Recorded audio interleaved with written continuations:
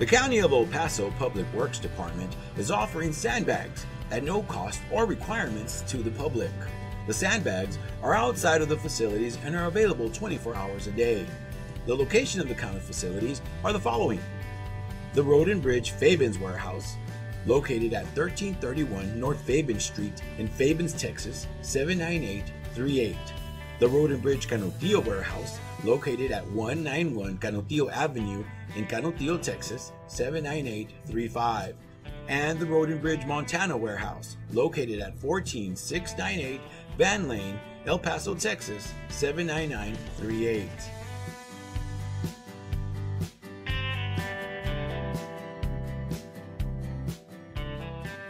Commissioner Andrew Haggerty would like to invite you to his weekly breakfast meeting that takes place every Wednesday at 7:30 a.m. at Danny's Diner, located at 4690 Trans Mountain Road.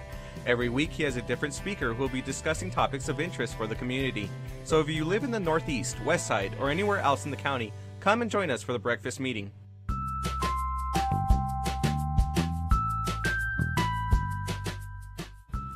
Don't wait in line, pay online.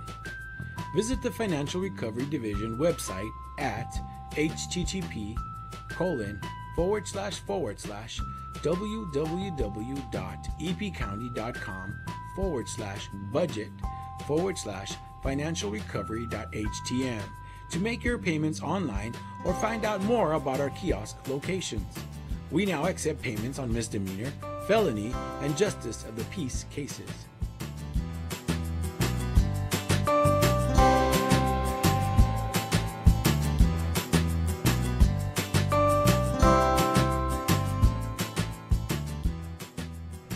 You can now watch Commissioners Court meetings on YouTube. Go to youtube.com and search for El Paso County Commissioners or El Paso County, Texas. Subscribe to our channels to see our latest videos.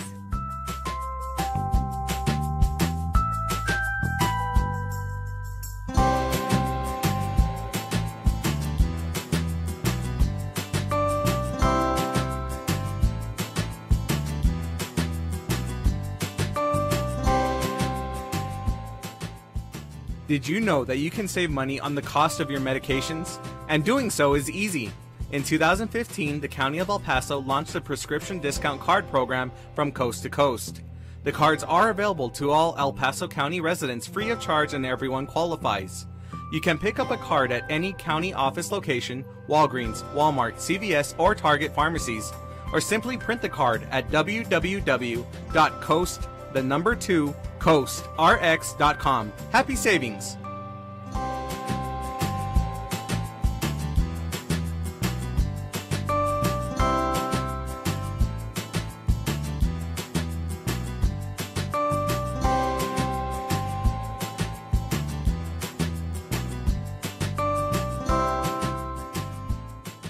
Did you know the County of El Paso's Purchasing Department is responsible for ensuring that all items and services needed by various county departments are purchased in the manner required by the state of Texas? Whether through formal sealed bids or smaller dollar quotations, the county purchasing team is dedicated to finding the best contracting return on your taxpayer dollars. Additionally, the Purchasing Department is responsible for the tracking of inventory within the county and properly disposing surplus to public auctions. For questions about how to become a vendor and compete for county contracts, or to learn more about public auctions, please contact us at telephone number 915-546-2048.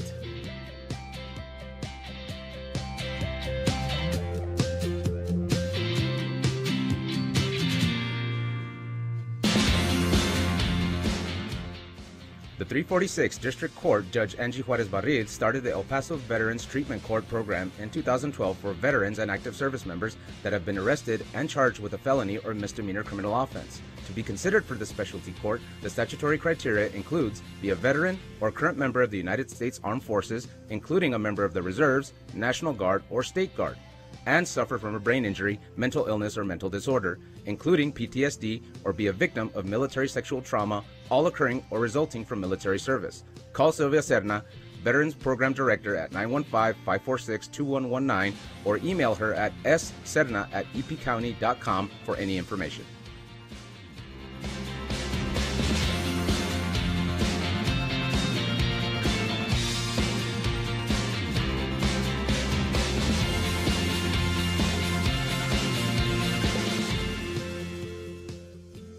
Did you know that the County of El Paso's fixed asset control and inventory disposal is handled through the purchasing department? Throughout the course of each business year, the county holds live public auctions to dispose of aged equipment, vehicles, furniture, and other items that are no longer needed. To find out about upcoming auctions or to learn more about the county's inventory disposal process, contact the purchasing department at telephone number 915-546-2048.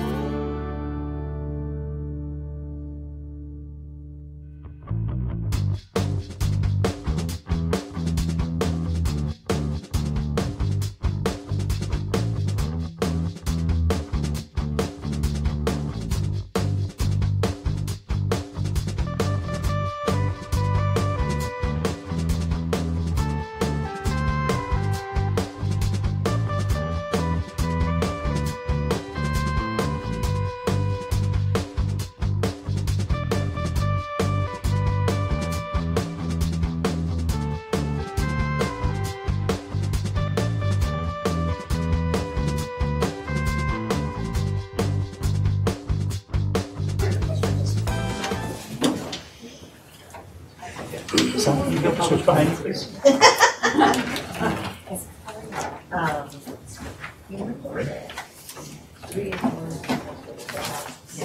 Good morning. Today is Thursday, August 23rd, 2018. Commissioners Court is meeting in special open session. We'll go ahead and take item 2. We'll take it, we'll take item 2 first. Okay. Item number 2, discuss and take appropriate action on adopting the legislative agenda for the County of El Paso for the 86th session of the Texas State Legislature. And that was a correction that also we need to make. Yeah. Thank you, sir. Good morning, Commissioners, and good morning to our state lobby team, State President Claudia Russell and Amy Bresnan. Commissioners, as you know, we are trying to expedite getting our legislative agenda done for many reasons. One, the transition and making sure that the court has everything they need heading into the next state session, getting our bills drafted earlier this year than ever before, and just getting all of our ducks in a row so that the court sees a seamless effort heading into January. The state delegation did send everyone a letter. You may have received it. They've asked all of the local entities to submit a draft of their proposals to them by September 7th. And so we are right on track to exceed or not exceed, but at least meet that deadline or be ahead of it. So I'm really happy about that. We've been working on this agenda that was sent to you, and I apologize it was sent to you yesterday. We're still working on editing it yesterday morning. But we're going to go over every item so you're not blindsided by anything that's on here. We've been working on it for several months. And so, as you know, this is an evolving document. Today is not the final determining situation with this document. We're going to talk about it between here and January, and you all know that after January we're going to be talking about it even then. But this is the start of the legislative process. And so with that being said, I've asked our lobby team to be here to share the work that we've been doing over the last several months with the court, go over each of the proposals. Again, we can remove any of these proposals. We'll explain why they've been requested and the need for them. We can also add anything that may not be on the agenda that the court feels might be a priority. And so with that, we'll go ahead and get started. Okay, I'm going to start off and start with number 1, and Steve and I will go back and forth. And Claudia, there's a little clicker right there. Yeah. Just move through Oh, this okay. and here's the presentation. So, Look at those fine people. All right. Sorry, it's so small. Cool. Oh, and I have copies for everybody. My apologies. You don't have to be looking up at the screen. There you go. So number 1 is something that is new on our list, and has to do with human trafficking. And we definitely feel like there's appetite for this at the legislature. So we're excited about this one. But it basically just puts massage parlors up to par with some other licenses like cosmetology. It's kind of several things in this bill. We want to require massage parlors to display English, Spanish, and Mandarin about services and information about human trafficking, to get them information if they know any victims of human trafficking. That's currently already required in nail and hair salons. It also, we want to require a valid driver's license or ID, and then actually have a photo of the license like you see in hair salons and stuff. So again, we do see a big appetite for this. We have lots of legislators that are interested, and I'm sure our state delegation will be too, but there's a lot of movement on this subject. So we feel like that's that's a good thing. And just for context, Commissioners, each one, this is very familiar to last session's agenda, where you'll have kind of the item, who it's being proposed by, what department, and then a synopsis. Those that are highlighted in green, which I know you don't have the color on yours, but those that are highlighted are items that are repeats from last session that didn't pass. So just so that you know. So number 2 is a repeat, and then at the end of the synopsis it shows you what bill numbers was filed. And this is a subject that, again, has a lot of attention. Last section they passed the Sandra Bland Act, and that dealt with a lot of this, but as Signe points out, there's still a few things that we could amend even to that to keep it and make it even more efficient. And what we're trying to aim at is eliminating these medical assessment on the ones that would be wasted, that there's nowhere for that assessment to go. So what we're proposing to do is to refine who is subject to the assessment, and by eliminating federal prisoners and individuals with Class C misdemeanors. And I think the Sandra Bland Act actually has already taken care of the Class C misdemeanors, so we would be focusing on federal prisoners. So again, this is a mental assessment that they're doing, and it goes nowhere. So we're trying to not waste their resources. And then we also want to expand who has access to this assessment, including personal bond office, pretrial services, and community supervision, and jail medical staff. So again, we're wanting to ensure care, but then also eliminate those that we're doing it and it's wasted on. And this one will be refined, as mentioned by Claudia. We left the same language in here from last session just because we're still combing through the Sandra Bland Act and another bill that was passed by Senator Zaffarini. The Class Cs were addressed last session, but federal prisoners were not. And we want to expand that scope so that folks that are dealing with these populations have access to these mental health assessments that currently don't have access to them. And so it just further streamlines the process for the county. Number 3 is a new one on our list. We're proposing to amend the Code of Criminal Procedure to create a mechanism to impose a final and non-appealable finding of guilt. One would think that a payment of fine would be sufficient as to that would constitute a final judgment. But I think that we have an example where that's not been the case, and someone has filed a suit and said the judge never took action, therefore it wasn't final. But so to me, it's crossing the T's and dotting the I's. We're just stating that it would relieve the court from taking affirmative action by the person entering the plea, then that constitutes final action.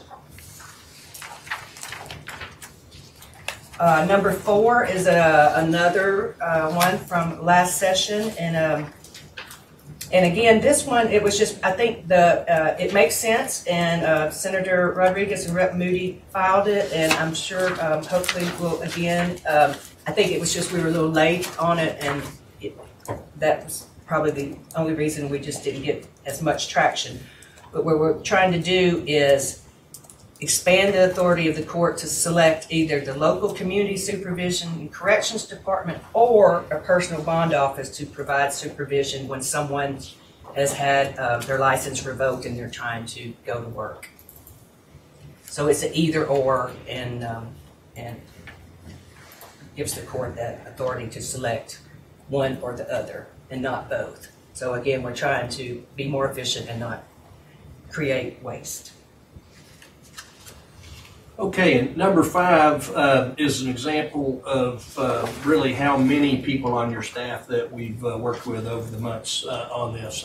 We've probably had at least 30 people that have contributed ideas, helped us refine down, helped do research. In this case, this is brought forward by the folks who are dealing with the mentally ill who are on the streets and turn out to be a danger to themselves or others. And what do you do in particular when it's a minor child? The legislature has done a lot of work in this area, and the statutes are not exactly a model of clarity. And there appears to be a gap that you can do an emergency detention for a juvenile, but that only gets you 48 hours hold while they do a mental health assessment on him. It can be a little bit longer if there's a weekend or a holiday involved. But there's been confusion about that amongst the judges, and it's causing problems for your staff that handle these mental health detention orders. So we want to bring some clarity to that, and in particular, there's going to need to be some work done where the child is not with the parent or a managing conservatorship or a legal guardian. You've got a lot of people in communities that are being grandparents are raising their children, grandchildren, with no legal status for the child necessarily to be with them, but the kid's presenting in ways that are a danger to themselves or other, and how to be able to address those is a concern. This will require us to work extensively with child advocacy groups in the state to try to close this gap. Okay. Number 6 has been on our agenda before, and we certainly understand the need and why the sheriff's office wants this, and that there's no specific enforcement mechanism in place if an individual fails to comply with a court order ignition interlock requirement. It has been filed before, although Senator Rodriguez and actually Representative Moody both have stated that it's just not popular to create a new offense. That's kind of not the direction that the legislature is going. But we do recognize that there does need to be some enforcement or some reason to make these people comply. So we're hopeful, and Representative Moody's office has suggested maybe some alternatives instead of creating a new offense. Somehow, perhaps, if the court would have notice of it, then maybe we could hold them in contempt or have some other penalty for them. We just know that there's a need for it, but we know that creating a new offense is not popular. So it is on the agenda, but we were looking for other ways to address this need and get to the core of what the sheriff's office needs and what they're asking for. Number 7, hotel occupancy tax. This has been brought to our attention by the county attorney's office in that it's just, we would amend a statute, and I guess there are different ways to do it, but there is a cross-reference in the statute that puts the El Paso County subject to what municipalities can use their hot tax for. And Signe has been so helpful and has showed us through the history and how El Paso once enjoyed after this statute got recodified, somehow we think, and the county attorney's office think, that there was just an era that put us, the county, over in the municipal section of what it can be used for. So what we're trying to do is just, one, get us back to what we can and give the county options. It's not authority to do so, it's just giving you options. Okay, moving on to the land use provisions. These are items, at least 8 and 9, that we've had a lot of activity with your staff over the years, and these are, as you all know, these are intractable problems. The last time we were here, Commissioner Haggerty, we saw how this plays out where the rubber meets the road, and we are going to take another shot at trying to sort this out. The first one, number 8, relates to subdivisions that have basically been sitting for 25 years. They're subject but never been developed. They're subject to what have become ancient land use regulations that were applicable at the time and not to your current modern standards. And the bill would have allowed basically the old regulations to expire with respect to that subdivision and allow you to put your new regulations in effect on that. We worked with, there was a lawsuit going at the time. We worked with the parties on that to get some language. That lawsuit's been settled. Your county attorney's office has told me that some language we supplied the other day would work to make sure we don't open that can of worms again. So we would pursue that again. We're working on getting some help from the General Land Office on that and the fractionalized lots issue that are related, and hope to have meetings with them in the not too distant future. On number 9, this is probably the single most intractable issue that we're aware of, and maybe that I've ever come across. And that is, you've got 54,000 acres of lots out in on the east side of the county that are so small and so fractionalized that it's hard to aggregate them in a way to make an economic use of them. And so our objective is try to bring in some real estate expertise like exists at the GLO and see if we can come up with some ideas for how we might, the county might be empowered to address those. We produced a memo working with Eric Morales for Commissioner Haggerty, and I hope that was useful to you. So those are ongoing. Your mapping department and the county road department that Norma produced a map for us on this, and we're trying to drill down a little bit more on the map so we can get some have something that people can see and see what the problem is. And Commissioners, both of these bills, we've seen these the last 2 sessions, and the reason why they're coming back again is that last session they almost passed. We just ran out of time. Had we had a little more time, probably another week or 2, I think they would have passed. And so we're hopeful that this session we start early enough that we'll be able to get them through across the finish line. Judge, that's one thing I really want to emphasize. Your staff really kicked into gear when you challenged them to start early. And we've been working with them much earlier. We're at least a couple of months ahead of the curve, and in the legislative arena, that makes a huge, huge difference. We really appreciate the staff, the way they've treated us, the way they've come together on these issues and the expertise they've demonstrated. Items number 10 and 11 are new, although the flooding that they're intended to address is not new to y'all. As you all know, we've had very difficult time passing additional authority for land use regulation for the counties. When Hurricane Harvey hit the coast, it suddenly brought to a whole lot of people's attention that flooding can be prevented or mitigated. And so there's an effort underway. There are just a scad of interim studies by various legislative committees on these issues. In fact, big article in the Houston area paper today about Representative Huberty's efforts in this area. So what we'd like to be able to do through these is to give you some additional authority to require drainage planning to be done with respect to the development of commercial lots.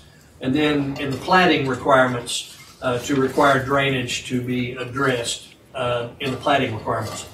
I don't mind telling you we've got some work to do on these to put some flesh on the bones, but your staff is, Gilbert came off of vacation. Well, he called. We talked to him on the phone while he was in the middle of his vacation, and he gave us a great deal of information about this. I might also say that the Texas Water Development Board was tasked by the legislature with a study on flooding in the state, and towards the end of this month, they're going to produce a draft of the study report for public comment. Your staff participated in some of the area workshops that they had on this by the Water Development Board. There was a survey that they participated in, and then a secondary survey that they participated in. So El Paso County has stepped up and is providing really good information to the Water Development Board, so much so that when I tried to weigh in over at the Water Development Board, they said, wait till I report, your folks have had good input and everything. So they've done an outstanding job on that. And we'll know a little bit more about this and what the state's going to recommend. My guess is we're going to need to fold in with this larger effort that deals with flooding problems around the state, rather than necessarily going it alone on this. But we're going to be prepared one way or the other. All right, moving on to 12 is the communication facility structure. So we're coming from Commissioner Pettis. So we're trying to, this proposal would enlarge the bracket that would allow a county to regulate the location of a communication facility structure. And by doing that also, if we changed the population bracket to 1.8 and lowered it to a population of 800,000 or more, then we would also be able to establish a permit for the construction and impose a fee not to exceed $50. Let me interrupt you. Judge, I've spoken to you about this. AT&T is one of my clients, and so I will have to stand down on this issue because I would have a conflict. But I will take that and it will be fine. Commissioner, do you want to add anything? No, it's just we've gotten a lot of calls regarding, as the county becomes more popularized, there's more population on the unincorporated areas. There's a lot of cell phone towers now popping up, and there's other counties that do have authority when it comes to that, but we don't. I'm just hoping to match us up with other counties. And we'll probably find friends in the counties that we that we engulf by lowering the bracket. 13 is amending, being allowed the court to be able to delegate who the Veterans County Service Officer reports to, and if they may allow to report, if they choose to delegate it to the Chief Administrator. I have talked to the CUC about this. They did have an August meeting, but it was canceled, and so their next meeting is not till December. But I do have it on the agenda, and they have it too.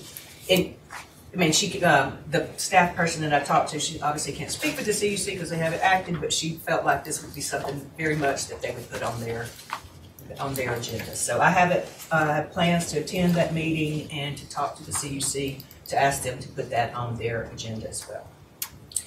And it dawned on me on number 14 that this would probably be something that the CUC would like to, and I will visit with them about it and hopefully put it on their agenda. And that would be being able to allow employees the ability to donate their vacation. Right now they can donate sick leave, but vacation leave is left out. So we would like to expand that to allow people to donate their vacation. Commissioners, as you know, we have oftentimes employees who have extenuating circumstances that deplete their vacation their sick leave.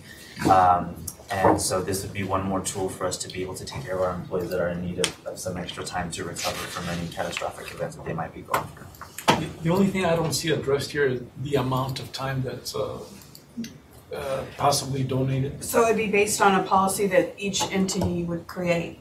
So we would create a policy that says what's the maximum someone can donate, or what would be your minimum balance. We would put all those into the actual operational policy. And it's actually more cost effective for the county to allow employees to donate vacation versus sick leave, which is what the law requires now. Number 15 is fees set by Commissioners Court, and it's a really weird statute that says if they don't set the fees, then it reverts back to what the fees that were in effect on August 31st, 1981. Weird. So, yes, Commissioner Leon brought it up, and we did meet with Constable Bernal, and I have since spoken to the Constables Association, and they were in supportive of it, and so we've got their support on that. So what we would be seeking to do is something along the lines, if the court did not set the fees, it would just revert back to what it was the last year. Seems much more reasonable. No, it just, matter of fact, Constable Bernal brought it to my attention, and it just like it didn't make sense. Yeah, yeah. And again, the Constables Association was supportive.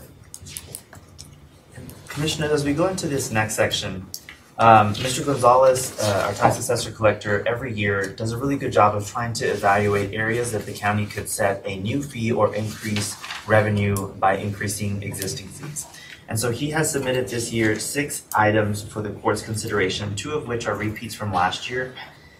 I think the court is well aware, and we've talked about this every session, that any bills that increase or impose a new fee or increase fees are really often dead in the water, dead on arrival. He proposed a similar number of bills last session, and none of them were unfortunately picked up by the delegation. We do look to certain members who have expertise in certain areas. A lot of these fall under transportation. And so what we have found is that whenever there is a larger omnibus bill regarding any issue, for example, this one, transportation, if there are fees that are in those bills, it could kill the bill. And so oftentimes they strip those bills of anything that has to do with added revenue. But we included them in here because I think that it's worth at least sharing these proposals with the delegation. I believe that Mr. Gonzalez has shared these with one member of the delegation, and letting them decipher as to whether or not they would like to move forward with any of them. And I can briefly touch on them, just so that the court knows what they do. For example, the number 16, right now they run auto inspections for vehicles that need a vehicle inspection number, whether it's been tampered or removed or whatever it might be. And so this is increasing that fee from $40 to $60. That money would go to the county, that increase. And just a little background, those kind of inspections take a lot of time. So, you know, what the state is saying is, well, you pay for it yourselves. But it does take a lot of time that we have to pay our investigators to get under those cars and look for those secret numbers. For those of you who don't know, there are codes and numbers that are buried in every motor vehicle. And they can be found by the investigators and traced back to your to the titling system and to actually find out what is the vehicle and whose vehicle is. Big problem in motor vehicle theft. And especially along the border. And also, to tie in with that, the Department of Motor Vehicles is going through the sunset process. So the entire agency is up for review, and there will be a bill along that line. So the whole agency is under review right now under legislature. So there may be a vehicle to address vehicles this time. I'd like to add one more thing to that, Judge. We're going to have a new Speaker of the House. There's going to be a significant addition of new members to both houses of the legislature. That's probably going to cause things to start off a little slower than they have in the last 4 or 5 legislative sessions. And the personnel that are going to be the various committee chairs is called into question. So the landscape out there is very difficult to predict right now who's going to be on first and what we might be able to get done in this area. Number 17 is imposing a new fee on vehicles that are crossing our international bridges. He focused in particular on 2 bridges. I don't know that we have the capacity to collect at our bridge because we don't have the toll facility up. But it would be a $5 one-time crossing fee or a $100 yearly fee. And so, again, these are all kind of on here to allow for the delegation to sift through. That one is probably the least viable of the 6 that were submitted just because of our capacity to even collect a fee. And so, again, they're still kind of being sorted out. And would it be possible to not limit it to those bridges? That way, if a bridge, like right now, there might not be very much or any commercial traffic at that particular bridge, but we've seen sometimes where they shift by policy commercial traffic. I think the goal would be to give you the authority to do it and then let you have the discretion where to do it. I don't know if $5 would cause this, but you'll have to think about whether a fee of some kind will divert traffic from one bridge to another where people want to skirt the... Well, it should encompass all of them, right? Yeah, I mean, that was his because right now we don't proposal. have commercial traffic on our Tornillo Bridge, for example. But that could change once Mexican side decides to build some infrastructure. Right. And we'd have to talk to the city of El Paso on this one too, which we have not. I'm not sure if he's done that yet. This one would need a little more work, but was a proposal that was submitted nonetheless. Item 18. This is a new fee.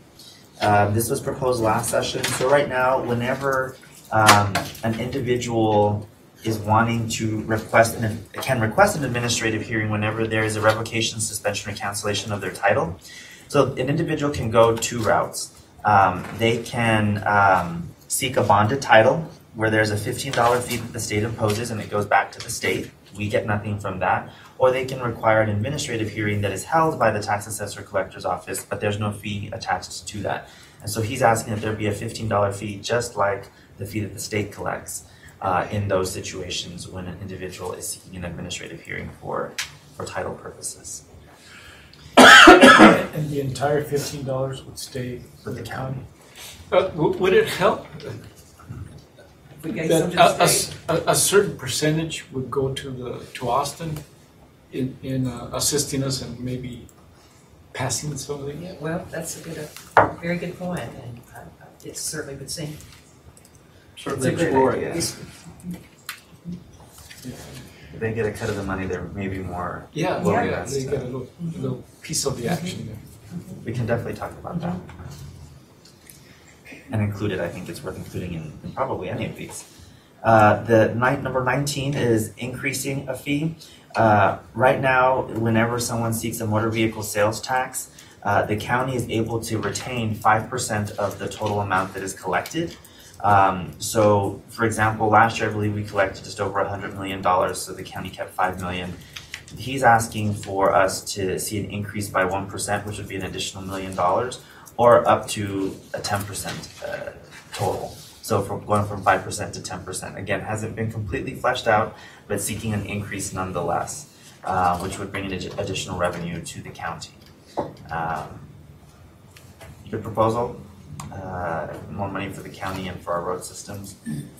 Number 20 is an increase again as well to our road and bridge fund. Right now, whenever the county collects on any registration fees, we only have the ability to collect up to $360,000 from all that is collected. And so he's asking to have that number bump up to $1 million. Last year, I believe he indicated that we raised or collected for the state $54 million, and we only had the ability to retain the $360,000. So he's seeking the $1 million amount. And then lastly is for any vehicle that is seeking a temporary registration, there are current fees set in place for how long you want that temporary registration, whether it is for a one trip, 30 days, a certain number of hours, there's a certain fee attached to that. He's looking to double that fee and have the county retain that overage that he is proposing. So again, an increase by half to existing fees and the structure that's established by the state. And so again, we left these in here. We know that those will be incredibly difficult to pass, and there may not even be a willingness from the delegation to move them forward, but wanted to give the delegation the opportunity to pick any of them up if they thought they would be viable options.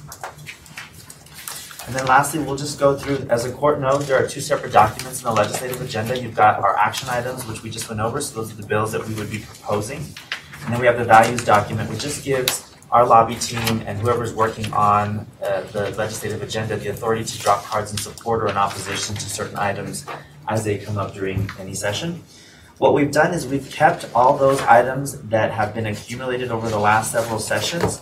What's in yellow and highlighted is our new items that we've added for this next session that we've heard from the court over the last several months. And so number 2, for example, under justice and safety, that's asking for to support increased funding to DPS when it comes to crime labs. And I know the court has been talking about this for quite some time, but we thought it was worth adding to our agenda. Number 7 under justice and public safety is the ability, is supporting any effort to modernize the bail bond system. Here in El Paso, we have e-filing, and I think in many respects we are the model for the rest of the state. There has been legislation over the last 2 sessions to try to pass legislation that makes that a blanket ability for every county, and so we're just supporting that effort. I don't believe that those have passed in prior sessions. Number 8, this was something that Commissioner Stout brought to our attention, and we were looking at whether or not it needed to be a proposal in our action agenda, but that is to allow for radio frequency identification chips to be a part of driver's licenses. We discovered that that is already a possibility. It just takes a lot of money for that to happen, and DPS would need that money to insert those chips into driver's licenses.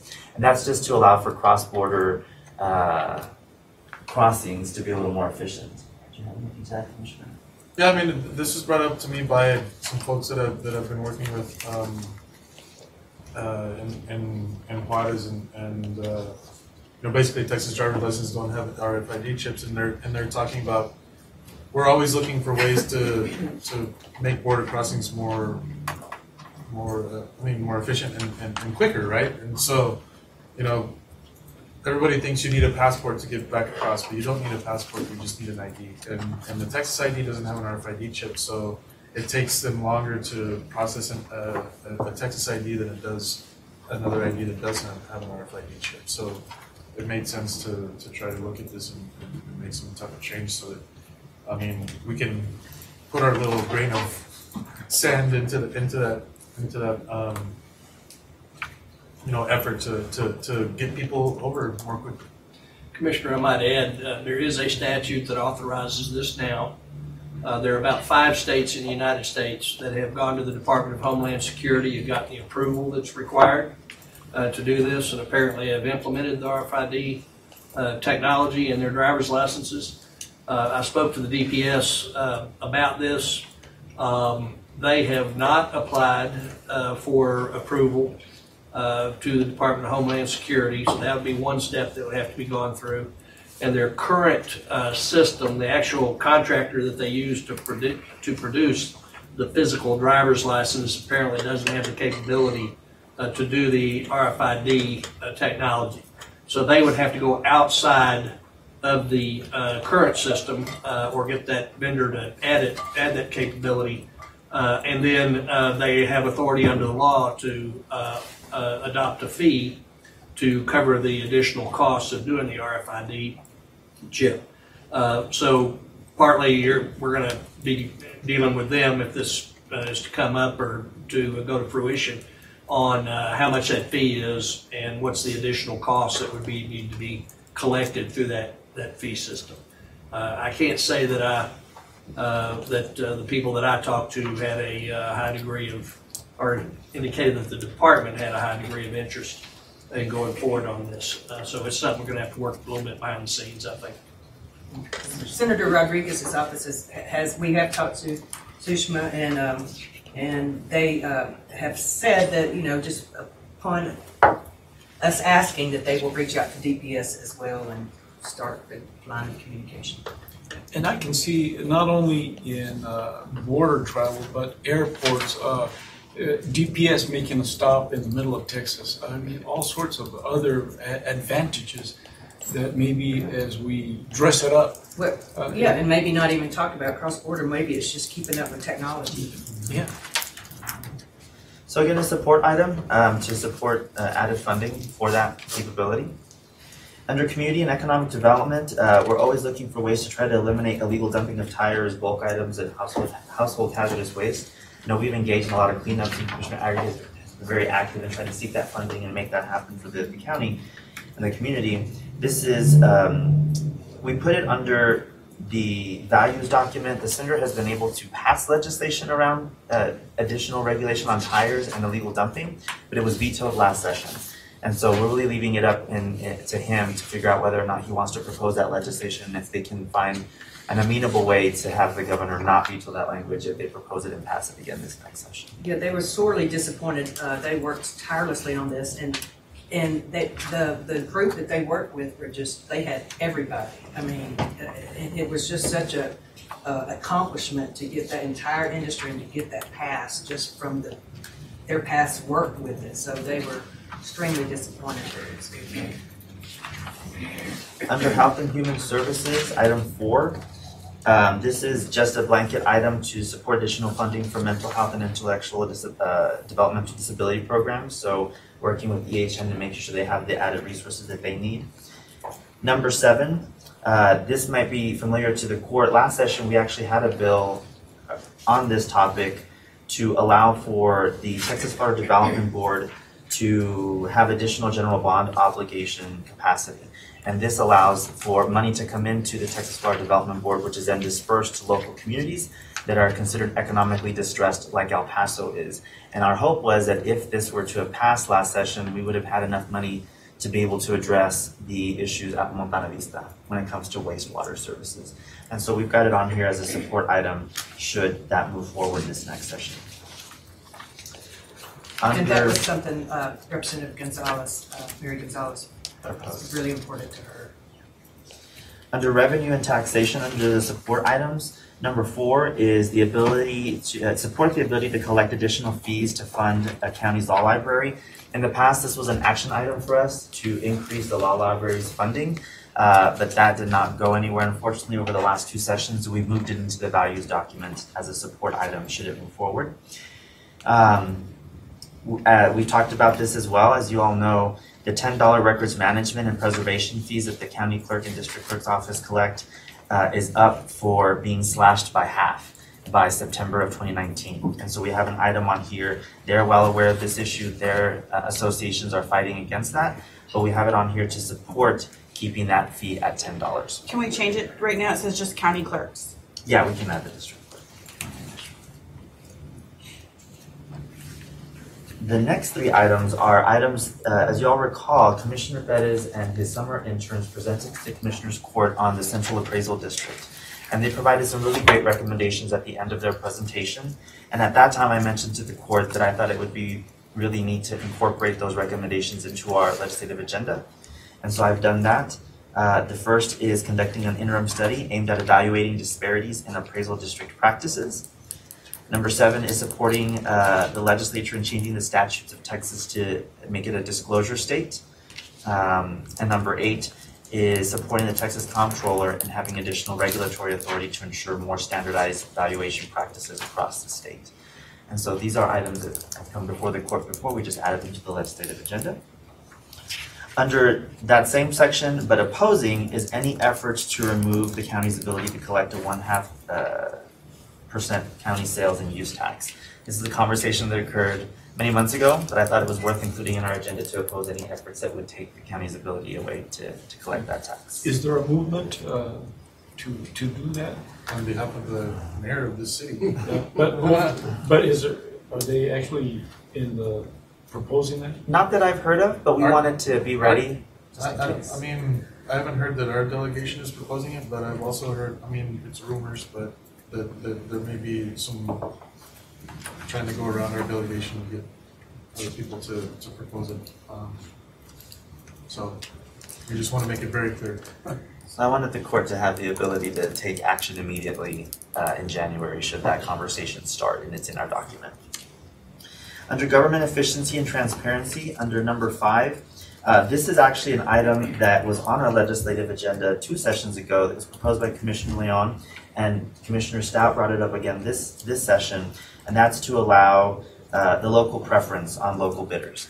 And we actually passed the legislation, and unfortunately it was vetoed by the governor as an overreach of government. And so we've added it to our values document in support of any legislation that would allow for us to be able to do this moving forward.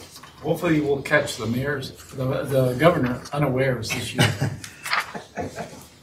So this isn't a bill that we'll be proposing, but it's if it moves forward, if someone else picks it up or there's some kind of authority that would give us this local preference authority, we can support it. We've got 2 more items under elections. What I did do in here is I stated that should any entity expend funds to purchase elections equipment and funding is made available by the state legislature, that they would reimburse those communities that already expended those resources. I know that's been a debate that we've had here, and so we just wanted to put that in our document. And there was another effort, and I apologize, I don't know where this one came from, but it was to designate Election Day as a school holiday for voting purposes. It came up because of security issues. In my opinion, that's the last thing we want is having all sorts of folks in our schools. And so I will put that down as a Commissioner's Court item. And then lastly, under miscellaneous, I need to remove this. This is that RFID chip issue, but we put it into miscellaneous as well. And so we just got to remove that. So that was just an error. But that is what we have so far on our legislative agenda. We've been able to whittle it down from about 60 proposals that came in, and over the last several months, departments have said, no, we don't see a need for this anymore. We don't remove anything unless that department indicates that they'd like for it to be removed for whatever reason. So we never touch an item unless there's a clear reason why it should be removed. We want the court to have as much information as is being submitted to us. And I want to thank our lobby team for, as this is a little different than other years, they came in to propose this agenda to the court. So I appreciate all the work that they've been doing on all of these items, and they're going to be stellar in moving the agenda forward come January. Is there any other items that the court would like to discuss that aren't on here, or items that we already touched on? During budget time, we discussed, as we were discussing the juvenile probation department budget, I think there's a bracketed law that only affects El Paso County that removes the discretion from the Commissioner's Court regarding the juvenile probation department. It sort of becomes an unfunded mandate because the Commissioner's Court is put in a position where we're essentially forced to approve the budget that comes before us. And for whatever reason, there was a bracketed law that is, from my understanding, that made this applicable to El Paso counties where other counties have the jurisdiction, have the discretion when it comes to juvenile probation. And it's sort of unfair because it puts that department sort of in front of the line ahead of all of our other departments. Because when they approach us with the budget request that was approved by the board, we have very little discretion when it comes to that. So we're essentially forced to supplant any state funding that they lose because they ultimately request that funding comes from the general fund. So it's just not fair that our counties, from what our initial research is one of probably the only county that's subjected to that. We also talked about I don't think there was anything that could be done previously, but there were conversations about, again, the Texas Enterprise Fund. El Paso County has not benefited from this fund. It's a lot of this funding is going to other jurisdictions that are able to meet the threshold, the job creation requirement where there's like 60 or 70 new jobs that are created. We often have economic development deals that come just under that. And so anything that can be done to, perhaps lower that job, down to 40 or 50, something like that. Maybe our economic development folks in Borderplex can weigh in. But it's such a shame that, there's over hundreds of millions of dollars that are going to other jurisdictions throughout the state, and El Paso has not benefited at all from that. And so anything that can be done to that'd be very helpful. That is very helpful. We'll definitely work on. Is everyone on the court okay with those two items? I know they have been discussed previously. We do have the language for the JPD item ready to be inserted, but didn't want to put that in here until the court talked about it. I thought that maybe the best approach would be at this point to maybe talk to the department and Judge Alec Gutierrez about it and see if we could get some support. I know last session we inserted it and they spoke to the senator and he refused to file the legislation. And so I don't know if there might be a better way of approaching it this session so that it's a smoother sell. But we can definitely add it into this agenda if the court so desires to do so. But it is always good to include the department that's going to be affected by them. And we'll reach out and have that conversation. Speaking of unfunded mandates, I know that there's probably going to be legislation filed that's going to try to keep the legislature from in the future handing down unfunded mandates. Do we have that in our? It is in our values document already from last session. Is it? It's on the. I've got to look for it, but I do believe I added one in here to support. So I just didn't see it. And if it's not, I'll make a note to make sure that it's in there. But I was. And then also one thing that I also didn't see, maybe I missed it, was opposing any type of anti-sanctuary city, like further anti-sanctuary city legislation. I might add, Judge, that we have an excellent rapid response system with your staff and leadership here when things come up.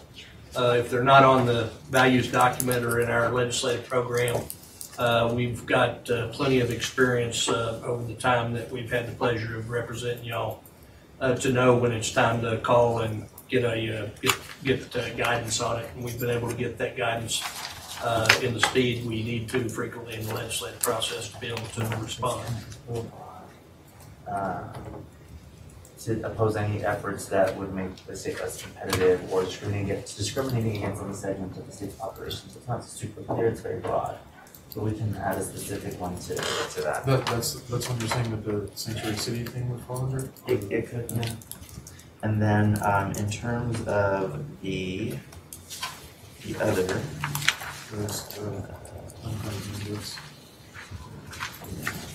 I'll have to make sure that it's in here. But I was looking for it under either revenue taxation or. It definitely, the unfunded mandate definitely had traction and actually passed the House, didn't it, Steve? I think so. With a lot of support, but it got held up in the Senate. Yeah, I feel like we added it last session because of that resolution that was passing through both chambers, but I'll make sure that it's in there. And so this, I appreciate the court taking the time to listen to the presentation. I know it's always really tedious to go through all of these items, and it'll only get better come January in terms of having to get constant updates on the Monday Commissioners Courts meetings. I know that we typically don't take action on Thursdays, I'm sorry, and we typically move those over to Monday. I don't know if it's the will of the court to go ahead and maybe, for purposes of what was presented today, to approve it. If not, we can put it on for Monday and have the court consider it and maybe not go through all of them again, but just have it on there for Monday. This is the first of many presentations on the agenda, so this will definitely go before the public and go before Commissioners Court many, many times between now and May of 2019. But I don't know if the court wants to have it on for Monday or if they're okay with just approving what we have here with the additions that have been spoken about. I would prefer Monday. Monday? Okay. Does that require you all coming back? Well, they won't be here. Okay. Yes, sir. I don't think so. We'll take whatever direction y'all decide in your public meeting. I don't think they have to come back and forth. Personally. No.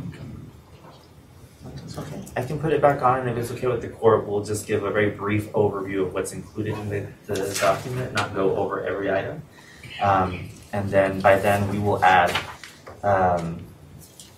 make sure that the values document with unfunded mandates is added, sanctuary cities is added, and then we'll have, does the court want me to add the JPD item for Monday's agenda? Or should we have conversations prior to placing it on there?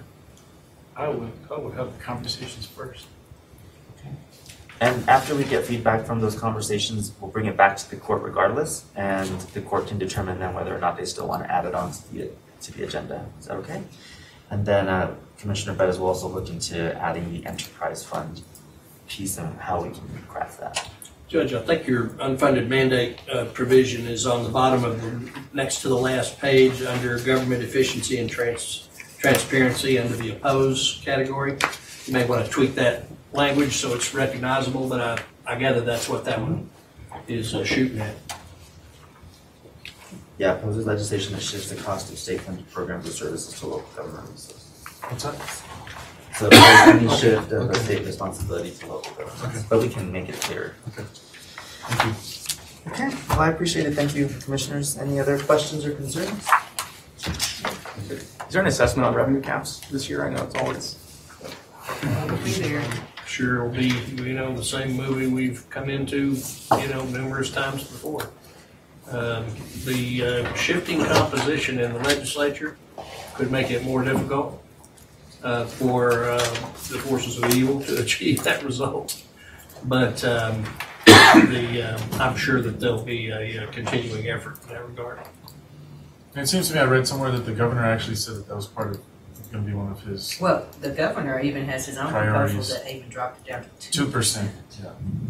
And the legislature got closer than any other time last year than going with it. But the Senate wanted 4%, the House pushed back at 6%, and they couldn't agree, so it was dropped. Thank you all very much for allowing us to represent you and work with you and your staff. It's been a great experience. Thank you. Thank you. Thank you all for your work.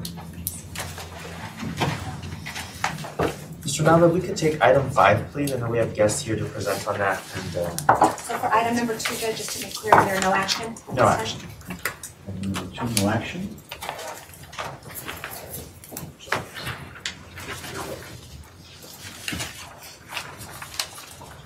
Item number 5, receive the final presentation from the Texas A&M Transportation Institute regarding the El Paso County Regional Transit Feasibility Study.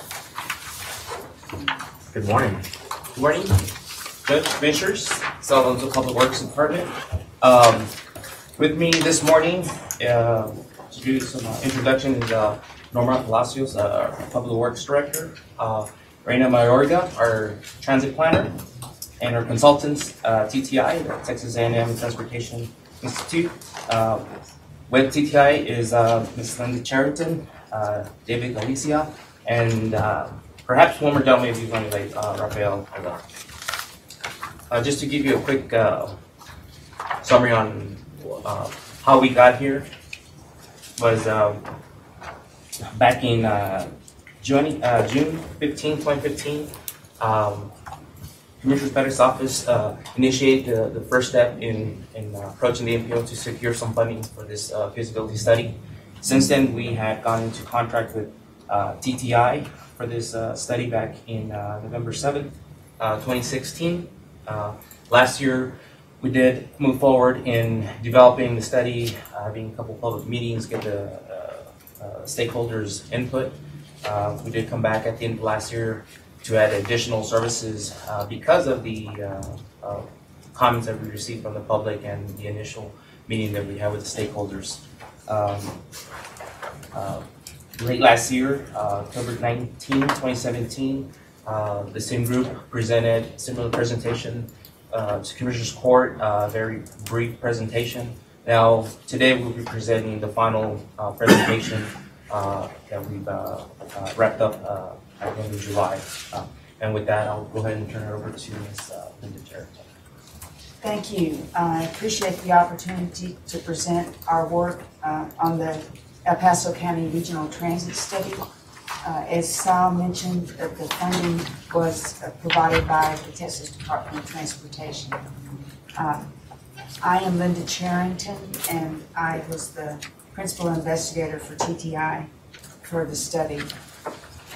The study purpose was to define options for a seamless countywide transit system that would serve the county, all residents of the county, and to assess the economic impact of those services to provide more access to jobs, education, medical, and other trips. We also identified organizational options and potential funding sources, which I will present the findings today. Sal mentioned that we presented the interim presentation on this study last October, and the first three items on the agenda for today were covered then, and I'll go through those summarily. And then I'd like to spend some time on our stakeholder and community feedback, give you some information about the economic impact analysis for the different options that we presented, and then talk to you a little bit about the requirements for revenue and organizational options to implement the services. First of all, to briefly review the current transit services in El Paso County. There are two transit providers in the county. The blue area indicates the Sun Metro City of El Paso service area. Sun Metro is limited to the city limits of El Paso unless they have a contract for interlocal agreement, and they do provide one route for El Paso County, and I'll speak to that a bit later, and then another route in Sunland Park in New Mexico. The green area indicates the area that is the responsibility of El Paso County Transit. Sun Metro does have an investment in infrastructure.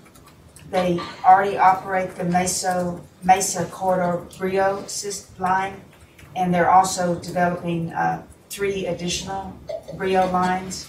They've also invested in significant passenger amenities at the transfer centers, 3 of which are significant to El Paso County transit services: the West Side, Mission Valley, and the East Side Transfer Center. A Far East Transfer Center is in the plans of when the Montana Corridor Brio is developed. The current El Paso County transit services include 6 scheduled fixed routes connecting the urban and rural communities to Sun Metro transfer centers. 5 of those routes are operated under contract by First Transit, and 1 route, Route 84, is operated by an interlocal agreement with Sun Metro. The Gold Route is an intercity bus service from Las Cruces that stops in 3 locations in El Paso County. That project is funded through the cooperation of the Texas Department of Transportation and the New Mexico Department of Transportation with intercity bus funds and funds from New Mexico. El Paso County also sponsors the Van Pool program. It's unique among county rural transit district services. It identifies commuters that travel to work from similar origins into a common destination. The most popular destinations for the Van Pools include White Sands Missile Range and a number of the Border Patrol stations in New Mexico and in Texas. This map illustrates the El Paso County bus routes. I mentioned that 5 are operated by First Transit and 1 by Sun Metro. They operate in the areas just outside the city of El Paso, and then a route operates to Fabens and Tornillo. There is also a route that serves Homestead Meadows and a route that serves Anthony and Denton. Now, I'd like to speak a little bit to why there is a need for countywide transit services. I'll build on this on several slides. First of all, the population concentration is significant outside the city of El Paso. The red areas on this map show you the concentration of population, and you see that there is significant concentrations in Horizon City, Socorro, Homestead Meadows, and then in areas, particularly in Denton and Canutillo. This population concentration is further illustrated by the urban area growth. The darkest areas on this map show you the growth in between 2000 and 2010, and you can expect additional growth when the census comes out in 2020. This is significant for two reasons. First of all, population concentrations indicate more transit need. And secondly, all federal and state funding support for transit is defined by urban population and rural population. The concentration of urban population generates federal dollars, and as the urban area grows, there are additional federal dollars. The rural area generates funding from the Texas Department of Transportation through both federal rural funds and state funds. And as the urban area grows, there are less dollars generated for rural transportation. So you see that population concentrations and the definition of the urbanized area is significant to the funding for transit. Also want to identify that the job density, while there is employment throughout the county, is particularly in the urban areas, there is a concentration of job density along the I-10 corridor within the city of El Paso. And that is why many individuals in El Paso County, outside the city of El Paso, need access to transportation and transit to access jobs in the city of El Paso. Now, we developed an analysis of transit need and transit supply. Transit need was defined by the population that is low income, households that low income, and households that do not have an automobile to provide transportation. And we also looked at transit need defined by individuals with disabilities and seniors that need more and more transportation assistance. We all looked at supply in the level of service and the number of routes, the revenue hours of service provided, and compared those two. And this map is the result. This is the transit gap. The green and yellow areas indicate that there is transit service to meet the need. The red and orange areas indicate that there is a transit gap. There is not enough transit service to meet the need. And you see that most of the area is in outside the city of El Paso. This is further illustrated in the El Paso County transit riders. We surveyed each El Paso County transit route and the riders on those services last summer, and we received very interesting information. And this is a profile of the current El Paso County transit riders. The individuals that ride transit, 48%, almost half, come from families that have an annual income of $15,000 or less, basically poverty. 63% don't have a driver's license, and 75% transfer to Sun Metro. And that's a significant number because the El Paso County Transit Services are currently serving the Sun Metro transfer centers, and they provide ridership on Sun Metro routes at those transfer centers. Would also like to point out that 27% of all the riders surveyed were making the current trip to access a job in El Paso County or in the city of El Paso. We also asked individuals that we surveyed, what do you think the importance of transit is to the quality of life? And 83% responded that transit service was crucial to the quality of life, and that connects back to the profile of the transit users. So there is a need for expanded transit services in El Paso County, and there is a need for countywide transit service to access jobs and medical services across the county, and that necessitates access to Sun Metro services. I'd like to present the scenarios that we identified for countywide transit. I might mention to you that you have a handout that is a brochure, and it illustrates and provides the graphics that I'm about to provide you and gives you some more information for the different scenarios that we identified. And on the back is a financial summary, which I'll point to a bit later. I also might mention, I should have done this in the beginning of the presentation. I'm happy to take any questions that you might have throughout the presentation. We don't need to wait to the end. So I could ask, do you have any questions on the material that we've covered so far? Okay, thank you. In defining the different scenarios for transit services, we first identified goals and measures for those services.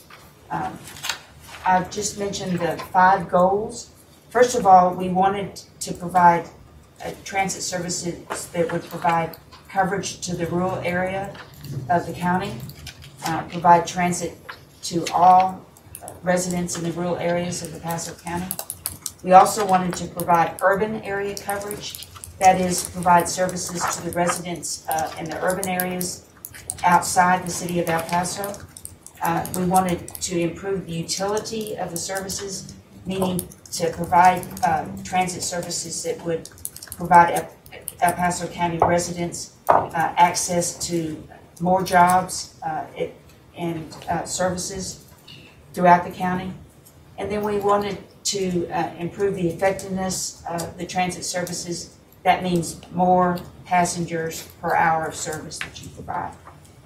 And the last goal was to complement Sun Metro.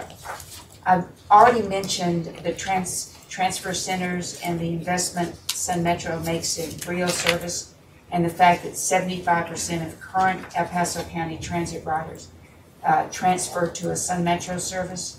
It was very important to complement, meaning not duplicate, but strengthen that connection to Sun Metro. And Sun Metro worked with us throughout this study to identify transit services and provided feedback to our analysis. We also looked at different types of transit services and the scenarios. The current service that El Paso County provides doesn't have established fixed routes, fixed stops. Passengers go to the transit route and flag down the next bus that comes by. And also when transit riders go to their destination in El Paso County, they just tell the bus rider they'd like to stop at the next location, next intersection. That provides access, but it's not ideal. You don't know the schedule for you don't know established stops, and you don't know the schedule for that stops to plan your trips. So we looked at services that would include fixed stops on both fixed routes and flexible routes. Fixed routes would be similar to the current Sun Metro services in the city of El Paso. They fixed stops with regular schedules that are known and can be accessed on the internet. And those fixed routes must be provided complimentary ADA paratransit. That is, paratransit to serve individuals with disabilities. And that's within 3/4 miles of any fixed route. Sun Metro operates Lyft to provide this assurance to individuals with disability. As another type of service, we looked at flexible routes, and this would be new to the area. Flexible routes means that routes operate on a fixed route with fixed stops, but buses can deviate from that route to reach individuals or locations that are off the fixed route, up to 3/4 mile. And this provides better service to individuals with disabilities and seniors, and it provides greater coverage for the fixed routes.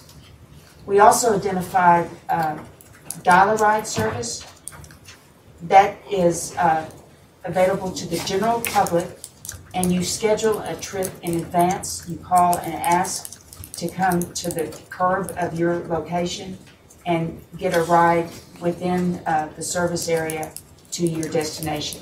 That every dial-a-ride is established by zones, and in each zone is a transfer center where you can get access to a transfer center to access flexible routes or Sun Metro routes. So these are the type of transit services that we identified in the scenarios. The current service, just as a reminder, the current services are 6 fixed routes with flag stops, and it currently operates at about, and this includes the GO route and van pools. The current operating cost is about $4.2 million. I might emphasize that in each of the additional scenarios, the GO route and the van pool service do not change in each one of them. It's common to the current service and to each scenario. Scenario 1 is dial-a-ride in the rural areas of the county. This would not provide the current fixed routes. It would be an option if the county found that it was in the interest of rural area residents to provide only transit services in the rural parts of the county. So that would be dial-a-ride by zones in all areas of the rural county. And that would be an operating cost, including the GO route and the van pool, of about $3.5 million. The next scenario is baseline flexible route, and this would include the existing routes modified to improve the direct service and to operate two-way on all distance of the route. And it would implement flexible routes so that the routes could deviate up to 3/4 of a mile for pickups and drop-offs. What are the differences between the capital, for example, on the scenario 1 and scenario 2? So what would be the changes that add to the increased cost? Scenario 1 would be the vehicles to provide dial-a-ride service, and there is no other investment in infrastructure for passenger amenities. Scenario 2 would include an investment in fixed stops on each of the flexible routes. Remember that flexible routes include designated fixed stops with regular scheduled service, but flexible routes can deviate between those stops. And so the additional capital cost is passenger amenities. So that's like the seating areas and the shelters that we've been talking about. It would be shelters in some stops, accessibility. Sidewalks, ramps. Yeah. ADA. Accessibility for all stops, and flag post-stop signs with information about the schedule. Thank you. And since there are no fixed stops currently, this would be establishing the all routes, stops for all routes. Scenario 3 is exactly that. It's scenario 1 plus scenario 2. So it provides the baseline for flexible route services and also overlays the rural dial-a-ride. So communities that are within 3/4 mile of a flexible route would have access to flexible route service, and all areas, other areas of the rural county would have dial-a-ride service. Scenario 4 is developed to be complementary to the types of services that Sun Metro operates. So this is fixed route service. There is no flexing. It's only fixed route service, but it requires an ADA complementary paratransit for individuals that are eligible for ADA within 3/4 miles of the route.